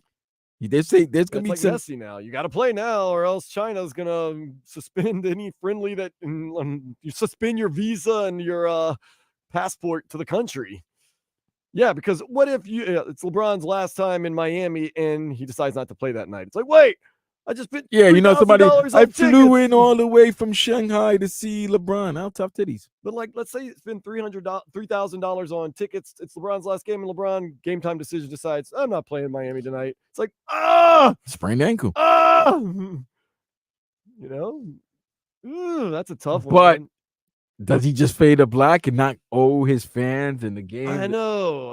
And you feel as though you almost owe it to the league and to your fans to do kind of a farewell because, you know, here today, gone tomorrow. It's like, I never even really got to say bye. You know what I mean? Which is why I tell people now, I've been saying this for the last 3 to 4 years, enjoy this man. Like, enjoy this man because once he leaves, you're going to miss him. Enjoy Steph. Enjoy KD. Enjoy these legends still playing at the top of their game because once they leave, the game is different. You may, even though we were talking earlier throughout the show that it's easier to know a lot of these players now because there's so much access, but these players have to be relatable to the fans as well. And they gotta, you're living in a golden era. Patrick Mahomes, one of the greatest quarterbacks of all time. You get to watch him on a somewhat regular basis. Basketball, you got LeBron James, some argue the greatest player of all time. You get to watch him on a pretty much regular basis. Baseball, I mean, Mike Trout, Shohei Ohtani's doing things Babe Ruth did back 100 years ago. Lionel Messi right down the street. Many people argue the greatest soccer player of all time. I'll never, not in my life. And Matthew Tkachuk, what can you say about him? Never in my life would you be able to say Lionel Messi's down the street and literally mean it. He's down Commercial Boulevard. I love the fact that he lives right off Commercial. I love the fact that some guy in a hurry to get to work, maybe drinking his morning coffee like you are, looks next to him, and there's Lionel Messi driving down Commercial trying to get to Drive Pink Stadium. Wait, what? I mean, I'm sure he's not driving. I'm sure he has a driver, but still, like, is that Lionel Messi on Commercial going to work? You on power line? Yeah. Is that Messi? What the hell is this? What's he doing here? What is this? But I think enjoy it. The greats, enjoy it. I think they do deserve a retirement tour. They do. Yeah, and I think it sounds really bad, but like I think their fans kind of deserve it to have that last hoorah and that farewell and that, get to say goodbye, get the closure in your life. Say thank you. It's cathartic. It's good. I still would fade to black. That's just me personally. I've been known to leave town on a whim, so maybe I'll see you tomorrow, Vlad. Maybe I won't. I will say this: you and I are on weekends, Saturdays and Sundays, noon to 4. Are we on both days this weekend? I have not checked the schedule. I'm guessing. I'm going to ask you, even though it's Monday and it's President's Day, if you don't have anything to do after one of the shows, you want to hang out, bro? What, Saturday, Sunday? It's one of the Saturday or Sunday. We'll figure it out. We'll figure it out. Would you like to hang out after the show? I'm being serious. Okay. Because yesterday I was lone wolfing it around this area, and it was Dan is lone wolfing, man. Not the greatest moment of my life. Things are on. Well, that's not the point. That's not here or there. I'm not on trial here. I'm just saying it was a little underwhelming going to bars, sitting by myself in empty bars around Little Haiti. Maybe next weekend you and I grab a beer, have some fun. Maybe. I got you. Maybe. Saving money. Maybe. I'm definitely gonna come check you. I'm gonna definitely check you at Although Vlad, I know you can go. I could check you. Oh yeah, I could check you on Friday at Duffy's and Plantation. I'll be sober. You can have all my drinks. No, you're not. You're not gonna be sober. We'll see. But yeah, Vlad. So we will be back. When are you gonna be? Tobin. I'm back tomorrow. You're back here tomorrow. I'm back here tomorrow. Tobin and Marcos will be on, and hopefully Jay Fig. And I believe Wednesday, Leroy's back. And next, Josh Appel going to be filling in for Hawk and Crowder. Crowder may be here. No, Crowder's not here. It's going to be Josh Appel, myself, and Jimmy making it happen. We have some special guests like Chris Whittingham. Should be a fun ride. It's President's Day. President Day. And then this weekend, Saturday and Sunday, we should be on from noon to 4. And afterwards, who knows? We'll buddy it up, Vlad. Glad you're here with me. Hey, you. You're all I got right now. Hey, you. Thank you. This has been the Tobin and Leroy Show. Filling in for Tobin and Marcos is Vlad. I'm filling in for Tobin and Jay Fig. I am Dan Day. Thank you so much for listening. Josh Appel next for the Hawk and Crowder Show, 560 WQAM. Hey, yo. #1 sports adjacent show in America.